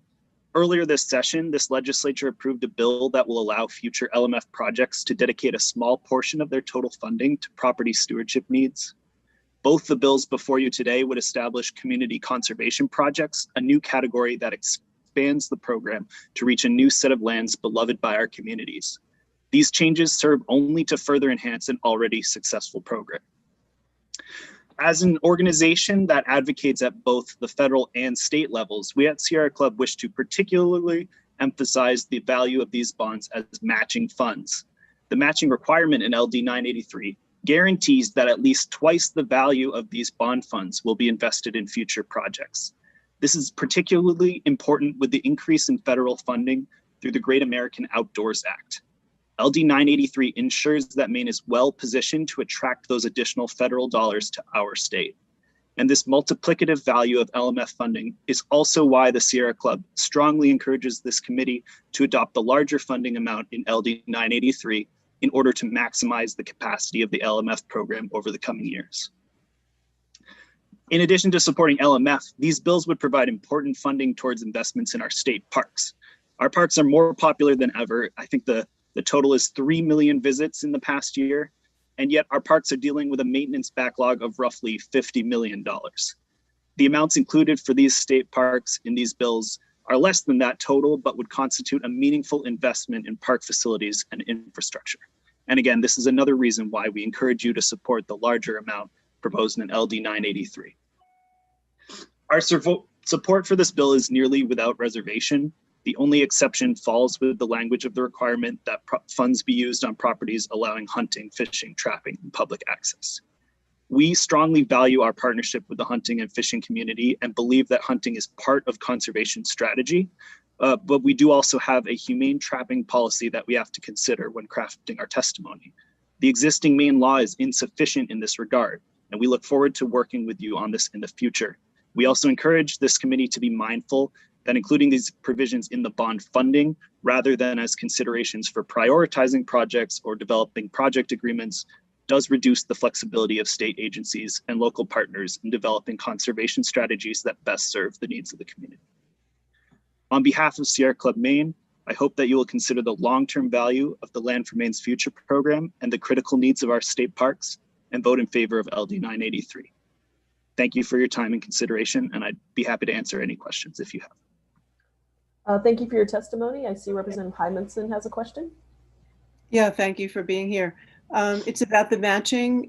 Do you have an idea about what this would leverage, or do you have a way to tell us? So I believe the bills both require that it's like a one-to-one match, but in practice, it's often much higher than that. I can speak, I also work as a conservation professional, and the properties that I have helped to steward had closer to a 2-to-1 match. So, you know, you're potentially looking at twice as much as they're included in these bonds added to the Maine economy. Do we have do you have some kind of paper or statement that would lay that out a little bit? I do not have the specifics, but I'd be happy to follow up with you after. Yeah, something that's tangible for us to work with. Thank you. Any other questions for Mr. Mithun? Thank you for your testimony. We appreciate you being here. Thank you all. Next, we have Stephen Norris, and then it'll be Maureen Drowen, and then Melanie Sturm. Mr. Norris, are you here? I am. Can you hear me? We can hear you, but we can't see you. We would appreciate it if you could turn your video on. Hold on. There you are. I don't do this very often, so bear with me. Oh, you're doing a great job, so keep it up. All right, let's go. Thank you very much for having me. I'm actually more comfortable speaking and telling fish stories around our dining room table at our sporting camp, but hopefully my testimony's not too stiff. I'm going to try to take the edges off it a little bit and just give me a signal if I go off the rails, okay? We'll head you up if you're over time, so take care. All right. Well, thanks. My name's Stephen Norris. My family has deep-rooted traditions in the Maine sporting camp industry. We've had 7 different sporting camps accumulating 112 years of operation. My lodge is the last still owned by a Norris family member. Obviously, we love it and wouldn't want to do anything else. But our life in the Maine woods began in Baxter State Park. In the late 1960s, my folks secured one of the last sporting camps to operate in the park. The opportunity to pursue this fantastic lifestyle was made possible by the foresight recognizing the necessity of conservation. And that, as you all know, was Percival Baxter. In my opinion, Baxter's vision to accumulate and conserve thousands of valuable Maine acres was before his time. Since 1987, the Land for Maine's Future program has carried on Baxter's legacy by helping to protect more than 600,000 acres of land in Maine. This LMF program truly boasts bipartisan support and is favored by a majority of voters. I don't think anybody can argue that. But recently in our neck of the woods, we've become one of the fortunate beneficiaries of the LMF program. The Lakeville Expansion Project stands to conserve over 2,000 acres of valuable forest and shoreline property on Sislodopsis Lake in Washington County, where our lodge is. This project will provide a 4-season multi-use property for the benefit of all Mainers forever. In today's world, there's an increasing urgency to secure publicly conserved land, which can strengthen our natural resource-based businesses. And that's what my sporting camp is. It's a critical component for our rural economies. Sorry, I'm dashing from page to page here. Did a great job. I'm almost done. The LMF program stepped up and became one of the most integral components of this project that we hatched as 6 people around a picnic table. Their charge is to find these gems and save them for all Maine people, just as Governor Baxter forged decades ago. Please fund the program, which pays vast dividends to Maine's most valuable assets, our children and their children. Nobody can argue that. Support LD 983, support Maine's future. And with that, I'll wrap up. Thank you very much for having me. Thank you so much, Mr. Norris. Oh, no, any questions for Mr. Norris?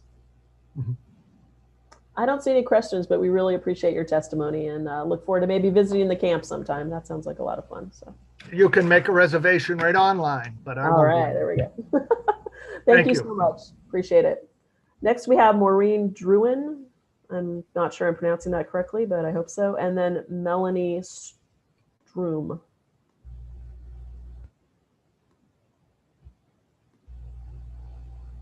Yes, hi. This is Maureen Druin. You are pronouncing it the right way. Excellent.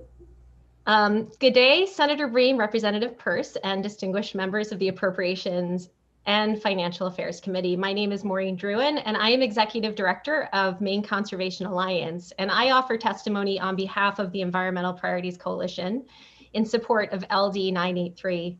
Thank you to Senator Breen for being a champion of the Land for Maine's Future program. The Environmental Priorities Coalition, or EPC, is a partnership of 32 conservation, environmental, and public health organizations. You can find the list of organizations at the bottom of my submitted testimony. We represent over 100,000 members in Maine and work together to protect the good health, good jobs, and way of life that our environment provides. This year, LD 983 is one of only 9 priority bills that are part of the EPC's shared legislative agenda. Investing in state parks and LMF are essential in protecting Maine's natural legacy. Maine's natural resources promote health, boost our economy, and offer climate solutions. While Mainers have always enjoyed outdoor recreation, the COVID-19 pandemic has drawn Mainers and visitors to the outdoors in record numbers, creating demand for recreational infrastructure like trails, parks, and boat launches. Outdoor places are providing a more important function than ever in the mental and physical health of Mainers. Maine's 48 state parks and historic sites in all 16 counties attract 2 million visitors each year to to enjoy the unparalleled beauty and recreational opportunities from sandy beaches and scenic hiking trails to family camping. And 2020 broke all attendance records at our state parks. The economic benefits of this visitation are impressive. State parks generate $100 million annually for Maine's economy. Yet they have an estimated $50 million backlog for basic infrastructure, as you've heard. The Land for Maine's Future program secures public access to beloved mountains, lakes, rivers, and shorelines in all 16 counties as well by partnering with land trusts and communities. But LMF funds are depleted, and we risk losing access to these special places. LD 983 would provide $60 million to LMF and $20 million for repairing state park infrastructure. In addition to providing public access, LMF supports Maine's traditional industries, fishing, farming, forestry, and tourism that depend upon Maine's extraordinary environment. To date, LMF has conserved 315,000 acres of working forests, 9,700 acres of productive farmland, and 24 working waterfront sites from York to Lubec. I am a member of the Climate Council's Natural and Working Lands Working Group, along with Senator Breen. Maine's natural and working lands and waters like forests, farmland, and wetlands are powerful climate tools. These lands slow down climate change by capturing carbon pollution and help protect our communities from flooding and erosion. According to the state's climate action plan, Maine won't wait. Maine's forests alone can remove an amount equal to at least 60% of the state's annual carbon emissions. Unfortunately, Maine loses approximately 10,000 acres of natural and working lands to development each year, a figure which is projected to grow in the coming years. We are pleased that LD 983 includes a provision that requires the LMF board to give, quote, special consideration to projects that address climate change, resiliency, and mitigation strategies that benefit natural ecosystems, wildlife, and working waterfronts and farmlands to adapt. It is important to note that LMF has been a highly successful and popular program since 1987, and that every dollar of LMF funding is matched by other funds at the local and/or federal level. This leveraging has enabled the program to maximize the value of state investment. And as other speakers have mentioned, we have a particularly good opportunity to leverage federal dollars.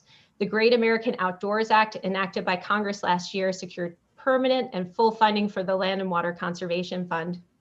Maine stands to draw as much as $40 million per year from this federal program, and those funds require a match, which LMF can provide. The Land for Maine's Future program has long enjoyed strong bipartisan support from voters. Please give Maine voters the opportunity to approve funding for LMF and state parks by voting ought to pass on LD 983. Thank you, and I'm happy to answer any questions. Thank you so much for your testimony. Are there any questions, Ms. Druin? Seeing none, we appreciate you being here. Thank you. You're welcome. So next, I thought we had Melanie Stroom, but I think we have Caitlin Bernard from the Nature Conservancy. Welcome. Thank you. Good morning, Senator Breen, Representative Pierce, and members of the Joint Standing Committee on Appropriations and Financial Affairs. I'll apologize out front. It was my fault for the Zoom error. I didn't have a link this morning, and Melanie forwarded one, and I didn't realize that they were tied to specific people. So sorry, Melanie, if you're watching, I hope you'll get to go soon, and I'm sorry for taking your slot. Thank you. My name is Caitlin Bernard. I'm the Natural Resources Policy Advisor for the Nature Conservancy here in Maine, and I'm here to testify in support of both of the LMF bills here before you, LD 687 and LD 983. We applaud the leadership of both Senator Breen and Representative Corey for bringing forward these proposals to renew funding for the Land for Maine's Future program. We're supporting both bills. I've submitted written testimony on both, but happy to speak here today.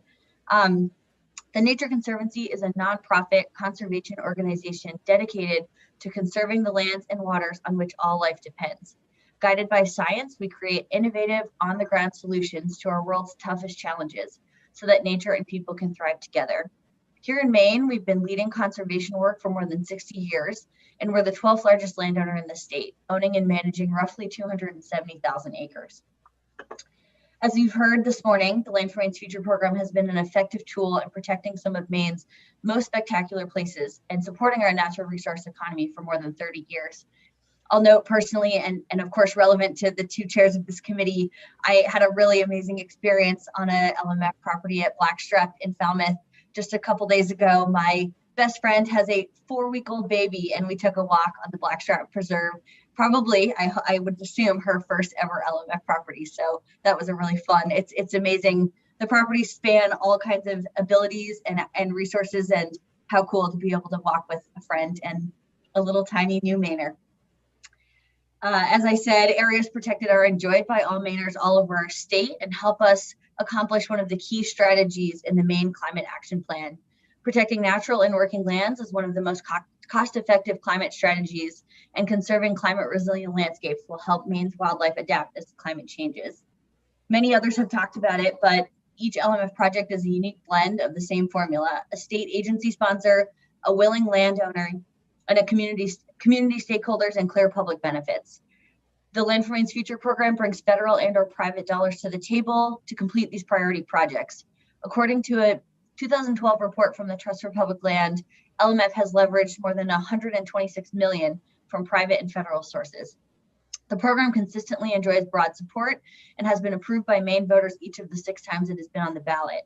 According to a fall 2020 Critical Insights poll of registered Maine voters, 8 out of 10 voters support passing a bond to raise funds for the LMF program. In the same poll, 90% of respondents agreed that protecting land, water, and wildlife in Maine is critical to keeping our state's economy strong. Both of these proposals include funding for Maine state parks. We agree with many of the reasons that have been raised already. I won't repeat myself. I think that's a great aspect of this proposal. Finally, we strongly support this because of the program's potential to revitalize communities, protect critical habitat, encourage outdoor recreation, and support Maine's traditional natural resource-based industries. We encourage the committee to support a robust investment. We, of course, like the $60 million number, but anticipate that you all will be finding some kind of middle ground. So we urge you to support the most robust bond amount that you feel comfortable supporting.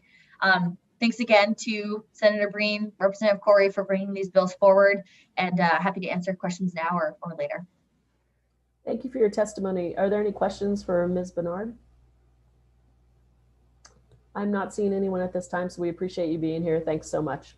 Thank you. Next, we do have up Melanie Sturm. I'll promote her to a panelist. And just as a reminder, it is important that you sign up individually for your testimony. You can see what happens if you can't share a link, so to speak. So, but we'll get everybody in who is here. And I see Melanie. Ms. Sturm, welcome. Thank you. Good morning. Do we have Senator Breen? We do. Good morning, Senator Breen, Representative Peirce, and members of the committee. I am Melanie Sturm, the Forest and Wildlife Director at the Natural Resources Council of Maine. Thank you for the opportunity to submit testimony in support of LD 983. I appreciate Senator Breen and Representative Corey for introducing legislation to support LMF in Maine state parks. LMF is an effective, important, and popular conservation program, and Maine state parks are in critical need of investment. I won't recite my full testimony right now since you have a copy, and I echo the comments made by other speakers today. I just wanted to draw your attention to the petition I submitted along with my written testimony that was signed by nearly 800 Mainers who support LD 983 and significant funding for LMF and Maine state parks. NRCM respectfully urges the committee to vote ought to pass on LD 983 to send a bond question to voters on the November ballot. Thank you for the opportunity to testify. Please let me know if you have any questions. Thank you so much. Are there any questions for Ms. Sturm? Seeing none at this time, thank you so much for being here today. Next up, we have Ivy Frignoka and then Ben Martins. And again, if you would like to testify, please raise your hand and we'll make sure we get you. Welcome. Is it Frignoka? Did I pronounce that correctly? Thank you very much. Yes. Good morning, Representative Peirce, Senator Breen, and distinguished members of the committee. My name is Ivy Frignoka, and I am the Casco Bay Keeper with Friends of Casco Bay. You've heard a lot of great testimony in support of these two bonds. Friends of Casco Bay favors the approach in LD 983 because of the increased funding over a longer period of time. like others who've testified before me, I won't read all of my testimony, but just want to highlight some of the differences. We focus on our mission is to improve and protect the environmental health of Casco Bay.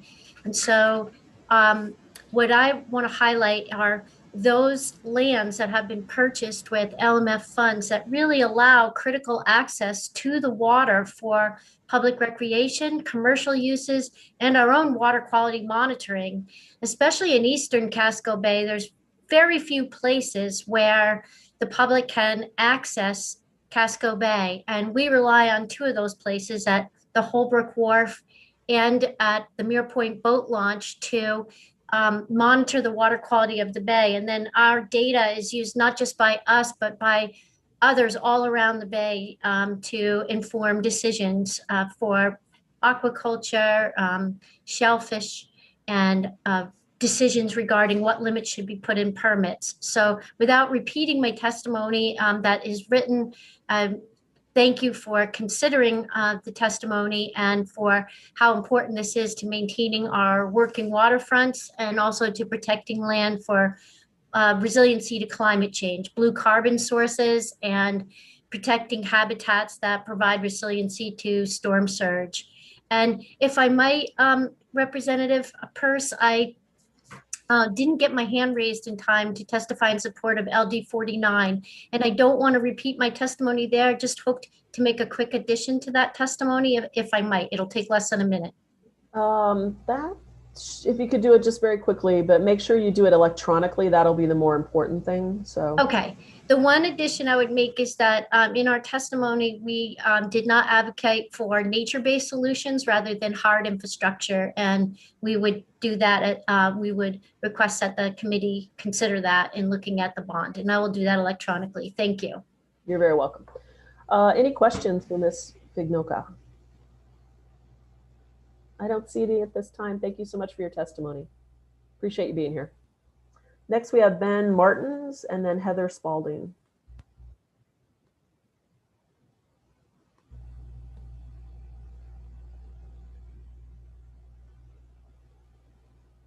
Mr. Martins, how are you? Thank you very much. You guys can hear me all right? Yep. Perfect. My name is Ben Martins, and I'm the Executive Director of the Maine Coast Fishermen's Association. Thank you so much for having this important discussion today. Maine Coast Fishermen's Association is an industry-based nonprofit that identifies and fosters ways to restore the fisheries of the Gulf of Maine and sustain Maine's historic fishing communities for future generations. And as such, we're commenting today in support of LD 93. The working waterfronts are an often overlooked and often forgotten part of Maine's local and regional food system. And the Gulf of Maine holds a fantastic abundance of seafood. The working waterfronts really are only entryway to water to the Atlantic. We heard from Senator Breen a short time ago about the importance of protecting farmland to her story, her family, and future of Maine's farmers. The hundreds of millions of pounds of some of the best food in the world is carried across the docks of Maine by other seafood harvesters, and yet there are very few resources available for investing in the working waterfront, which is really the equivalency of our farmlands. The working waterfront is how we get to our oceans. Without it, we don't have a way to harvest those sustainable resources in the Gulf of Maine and feed our fellow Mainers. And the Land for Maine's Future program is really the only program that we currently have that supply the much needed influx of funds that are necessary to protect the Maine's fishermen and fishing communities' access points along our coast. LMF is not perfect for this particular endeavor when it comes to protecting working waterfront. There are very small projects that kind of fall outside the bounds of this project or this program. There's very large projects that do as well. If you wanted to go in and protect working waterfront in Portland, we need a much bigger pool of funds if we want to go and start buying up development rights along that waterfront. But that being said, the long-term stable funding associated with this bill can create the foundation that other additional investment and work can be built upon, and it's really important that we start putting those resources on the table for our fishermen. So while Maine's known for its abundant coastline, there's a very small portion of it, just shy of 20 miles, that's actually considered working waterfront, and an even smaller portion of that is actually directly related to fisheries or aquaculture and food production. And every year, the pressure to convert those properties is growing. Through the COVID pandemic, push to move to Maine has increased property values by almost 30% in some of our coastal communities. And this new pressure is really important to consider when we're thinking about funding, protecting our working waterfront access. So creating some more stability around our working waterfront is incredibly important, considering everything the fishing community is facing right now, both offshore and onshore. We really hope this is a bill that you guys can move forward with increased funding over a longer term period of time to create that stability for our working water. So thank you for your time and consideration of this issue. As a brief aside, and I added this in our written testimony, there's a link to our 2020 Working Waterfront report that the Maine Coast Fishermen's Association pulled together that goes into greater details about the threats facing some of our working waterfront communities and how LMF has helped protect those working waterfront access ports along the way. Thank you all. Thank you, Mr. Martens. Are there any questions for Mr. Martens? I'm not seeing any. We appreciate your testimony. Thank you for being here. Next, we have Heather Spalding and then Sarah Nelson.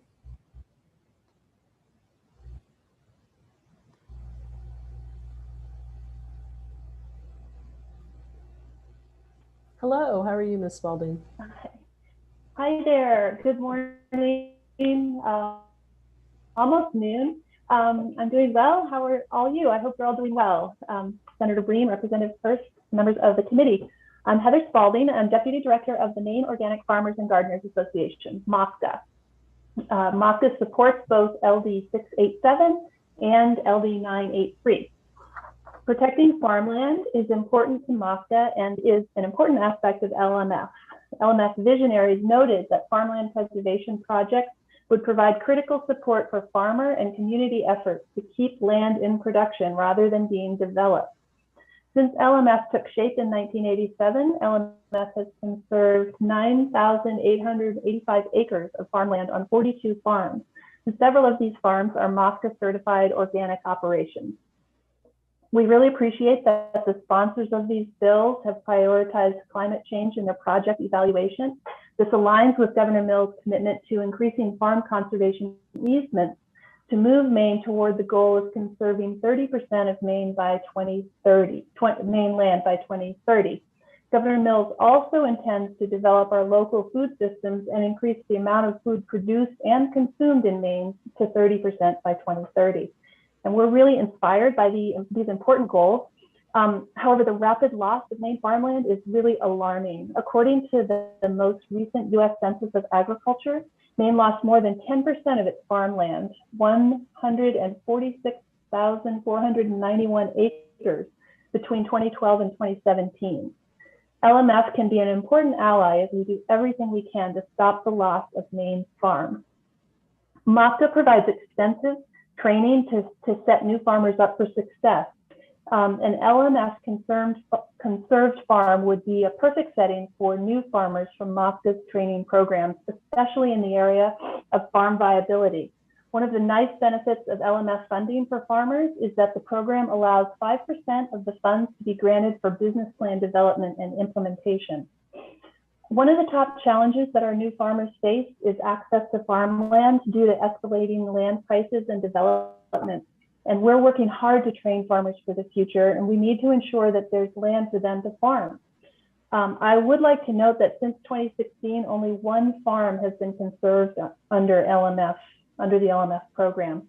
And we hope that the bond funding will be secured for LMF, and we'll also hope that the LMF board will prioritize farmland protection in its decision-making. MOFGA also recognizes that the health of our agricultural economy is linked to the health of working waterfronts, our wildlands, state parks, and even historic sites, all of which bring essential boosts to our Maine economy. So thank you so much for your thoughtful consideration of these bond bills to support the Land for Maine's Future program. Thank you so much for your testimony. Are there any questions for Ms. Spalding? Seeing none, we appreciate you being here today. Thank you again. Thank you. Next, we have Sarah Nelson and then Jeffrey Reardon.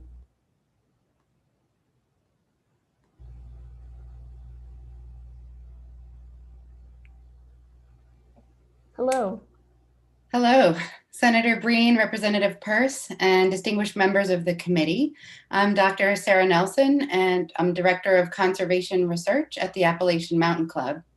I joined AMC in 2019 after 20 years at the University of Maine, studying air and water quality and climate change in Maine.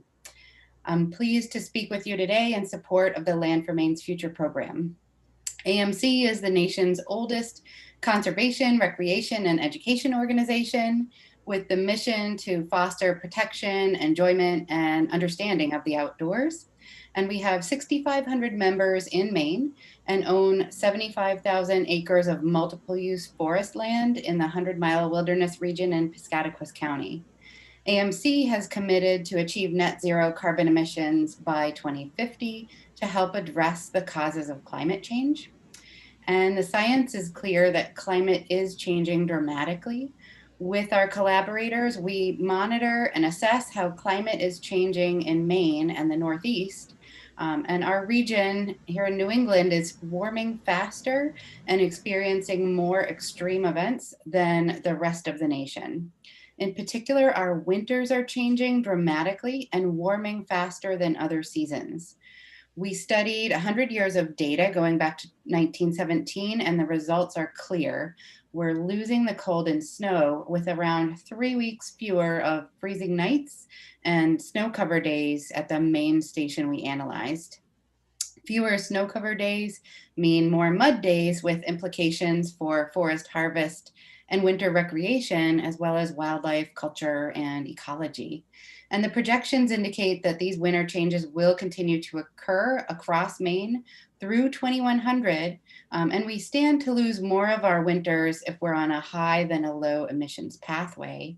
And so we must act. Maine is uniquely well suited to address climate change, and forests in particular have great potential as natural climate solutions. Even lands actively managed for timber can be net carbon sinks. From large connected landscapes and climate corridors to small natural features that play large roles in biodiversity, land conservation across scales can really provide resilience to climate change and other threats. Conserved lands absorb current stress, and they also offer resilience for future conditions as climate change refugia or migration corridors. And that's why the Maine Climate Council recommended increasing conserved lands in Maine to 30% by 2030. But to meet that target, as you mentioned, requires funding. Funding LMF is critical in this perilous moment. Now is the time to boost carbon sequestration, protect biodiversity, enhance connectivity, and create resilience in the face of climate change. Funding for LMF at the highest level possible is one vital step we can take to address climate change. Thank you, and I'd be happy to answer any questions. Thank you for your testimony. Are there any questions for Ms. Nelson? I don't think so. Thank you again. We appreciate you being here. Thank you. Next up, we have Jeffrey Reardon and then Nathan Drummond.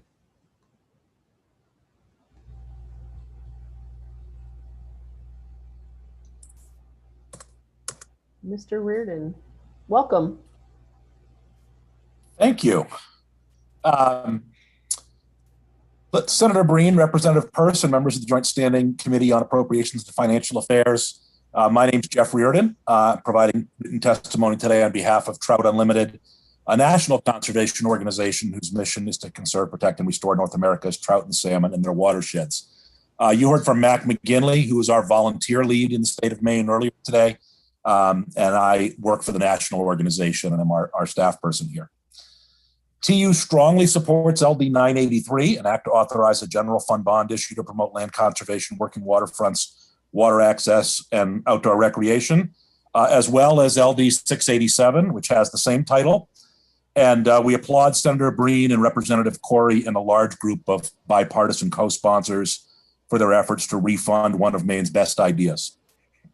Since the first $35 million bond in 1987, LMF has protected 600,000 acres of land, 62 water access sites, 9,000 acres of working farmland, 26 working waterfront projects. For us anglers, it's protected access to more than 1,200 miles of lake, pond, and river shoreline. You heard from Mac earlier about the importance of the new access on the McGalloway River to anglers in the Rangeley region. That is probably the most heavily fished stream in the state of Maine. It's also one of the best places to catch a trophy brook trout anywhere in the lower 48. Without that access site, anglers would have lost access to the best mile of it. Water access sites have also gone to other iconic Maine fisheries, including Moosehead Lake, Grand Lake Stream, Rangeley Lake, Higgins Beach, where I learned to striper fish, Cupsuptic Lake, and literally dozens of others. It's also a critical program to protect important habitat for brook trout, for other native fish, and for wildlife. With the Trust for Public Land, the Department of Inland Fisheries and Wildlife, and the Bureau of Parks and Lands, Trout Unlimited worked for years to protect the 8,200-acre Coldstream Forest, which includes 8 state heritage fish waters for native brook trout, more than 12 miles of Coldstream, the most important spawning tributary to the Kennebec Gorge. That project shows the power that LMF has to leverage private and federal and private funds. $1.5 million from the Lands for Maine Future helped access more than $6 million from the Federal Forest Legacy Program. The Forest Legacy Program and multiple other federal conservation programs have recently been reauthorized and permanently reauthorized to provide money back out to states to do land conservation. Those projects typically depend on stateside match, which makes now a critical time for us to refund the Land for Maine Future program. Our project, the leverage was 4-to-1. The minimum requirement is 1-to-1, and I think most projects are doing significantly better than that. Having LMF available as state match for multiple federal programs will position Maine to take advantage of renewed federal funding opportunities. The only really significant difference between LD 983 and 687 is that 983 provided more funding over a longer period of time, which is the reason that was the bill we chose to put at the top of our testimony. We anticipate the committee will work together to advance a single bond for the program. And as you do that, we encourage you to be bold and think about making the program sustainable over time. Maine may never have a better opportunity to leverage federal funding for conservation here in Maine. And I appreciate your time, and I'm happy to take any questions. Thank you so much for your testimony. Are there any questions for Mr. Reardon? I'm not seeing any this time, but we certainly appreciate you being here today. Thank you. Thank you. Next, we have Nathan Drummond, and then John Simone. And again, if you'd like to testify on this LD, please raise your hand if you're an attendee. Mr. Drummond, welcome. Thank you. Thank you, Representative Pierce and Senator Breen and all the members of this committee. My name is Nathan Drummond. My wife and I own and operate Six River Farm, or a vegetable farm down here in Bodenham. It's very windy out today on the farm, so I've retreated to a truck cab, and hopefully if you see it shaking at all, it is just because of the wind. I'm not driving. Obviously there's been a lot of people who have voiced support for LD 983 and for the other sort of LMF bond bill as well. I guess I'd just like to add to that really quickly and just share what that investment has provided in our case. So we are an organic vegetable farm. We farm about 40 acres of some of the best farmland in the state here along the shores of Merrymeeting Bay in Bodenham. We employ sort of about 12 people year round and over 30 folks seasonally. And when we provide food, organic vegetables throughout the Brunswick and Portland area. And back in 2020, a large section of the farmland that at the time we were leasing, we had a short-term lease on it, had a conservation easement that was put on the land that was largely funded by LMF money, along with matching funds, both federal and some nonprofit funds. And that conservation easement not only allowed our farm to sort of, to become permanent in a way, it actually allowed us to eventually purchase the farmland as well.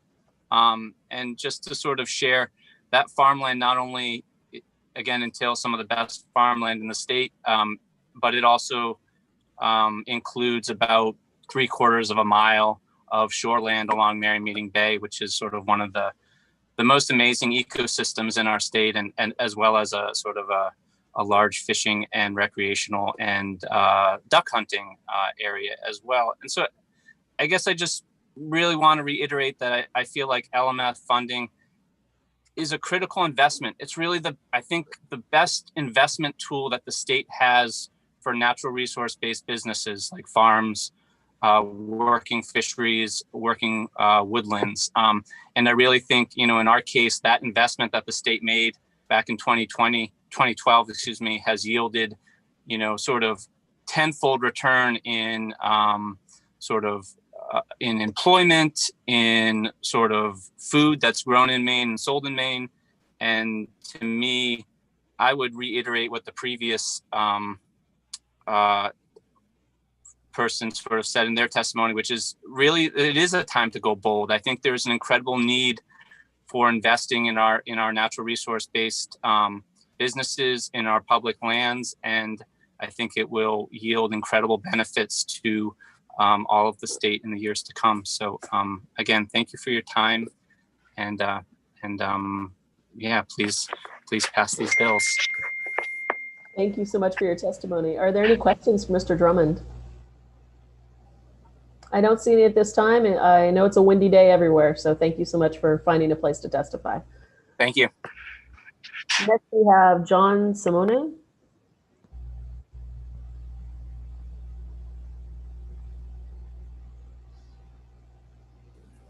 Welcome. Good morning. Good morning, Representative Pierce, Senator Breen, distinguished members of the Committee on Appropriations and Financial Affairs. I'm John Simino, resident of Durham, speaking today on behalf of the New England chapter of Backcountry Hunters and Anglers. A key component of BHA's mission is to ensure North America's outdoor heritage of hunting and fishing by advocating for public access. With more and more posting of land, the Land for Maine's Future program provides critical access for hunters and anglers. We are testifying in support of LD 687 and LD 983. We've submitted written testimony supporting several components of both bills, but today I'm going to focus this testimony on comments related to hunting, fishing, and trapping.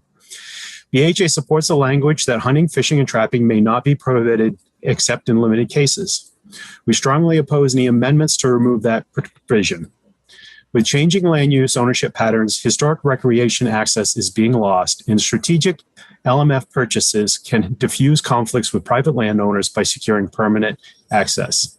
Prior LMF projects have helped address these issues on more than 500,000 acres in Maine by ensuring access for hunting, fishing, and trapping, and we encourage the legislature to continue that approach.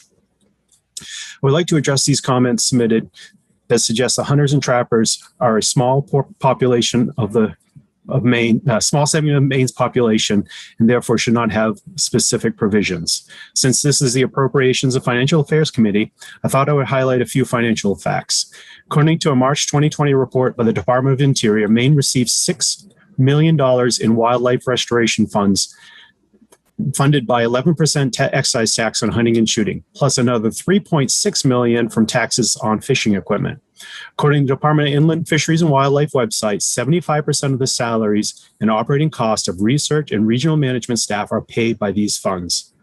According to the data submitted to the Fish and Wildlife Service, hunters spent $7.6 million on license, tags, and permits and stamps in Maine in the year 2020. This is a small fraction of the state's population is funding the work of the Department of Inland Fisheries and Wildlife. Even after paying taxes on our equipment, licenses, tags, and fees, we participate in sportsmen's organization contributing funds and volunteers for conservation, such as Mine BHA, the Sportsman Alliance of Maine, who spoke earlier, plus species-specific organizations such as the Trout Unlimited, who just spoke, the National Wild Turkey Federation, the Rough Grouse Society, Ducks Unlimited. We even have a Rocky Mountain Elk Foundation chapter here in Maine. The closest elk are in Kentucky after a partnership with Rocky Mountain Elk and the agency there putting those on reclaimed mines. Hunters and anglers are increasingly dependent on public land access to continue our tradition of conservation. Hunting and fishing and trapping has and can continue to safely coexist with other public land users. Last summer, with strong bipartisan votes with broad support of sportsmen, the U.S. Senate and House of Representatives passed the Great American Outdoor Act, and it was signed into law. This legislation provides dedicated funding of $900 million annually for the Land and Water Conservation Fund. Because these funds require matching, LD 687 and LD 983 would enable Maine to draw from these federal funds. Please send a bond to the Maine voters to invest in state parks, historic sites, land conservation, water access, wildlife and fish habitat, outdoor recreation opportunities that include hunting and fishing, working farmlands, and working waterfronts. Thank you. Thank you so much for your testimony. Are there any questions for Mr. Semino? I don't see any at this time. We appreciate you being here today. Thank you. So I don't see anyone else with their hand raised in our attendee list, but I'll ask one more time. Oh, there we go. Penny Jordan, welcome. Send you over.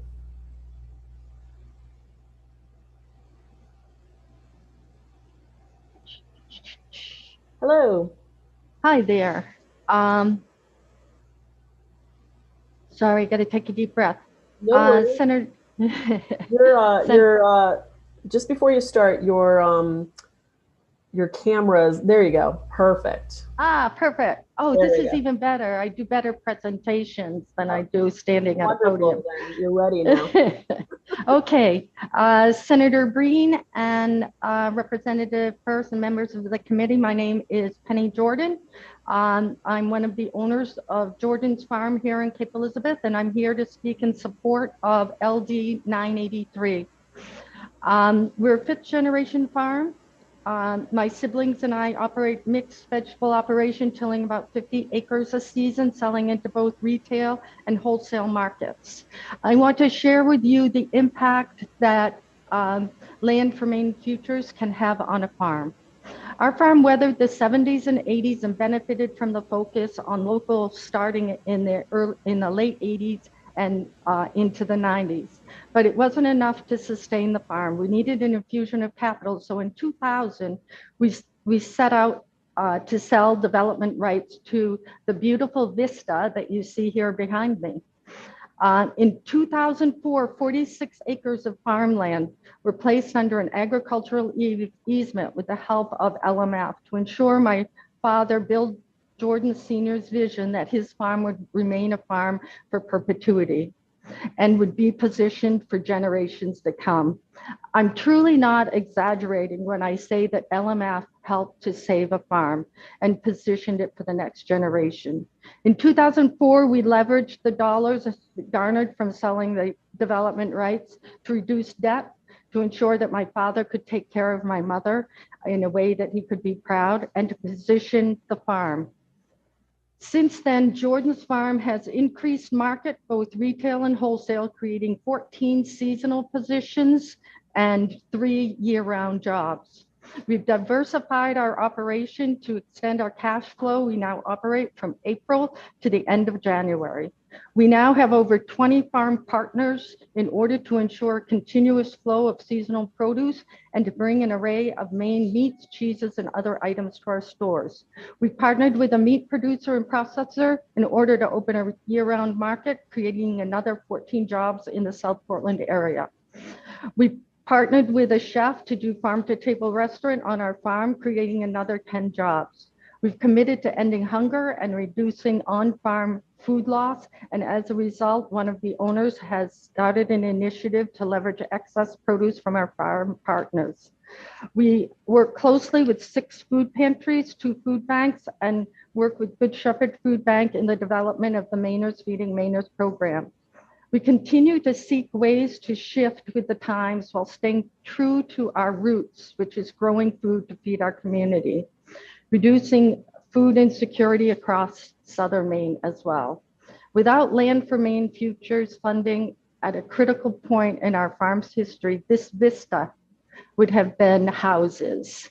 And I thank you, and I'll take any questions. Thank you so much for your testimony. You do have a very impressive background. We've seen a number of those today, so thank you for that. Any questions for Ms. Jordan? I don't see any. Thank you so much for providing testimony today. Thank you, and good luck with your deliberations. Thank you. Is there anyone else who's attending who would like to speak on LD 983? Please raise your hand. Give people a couple minutes.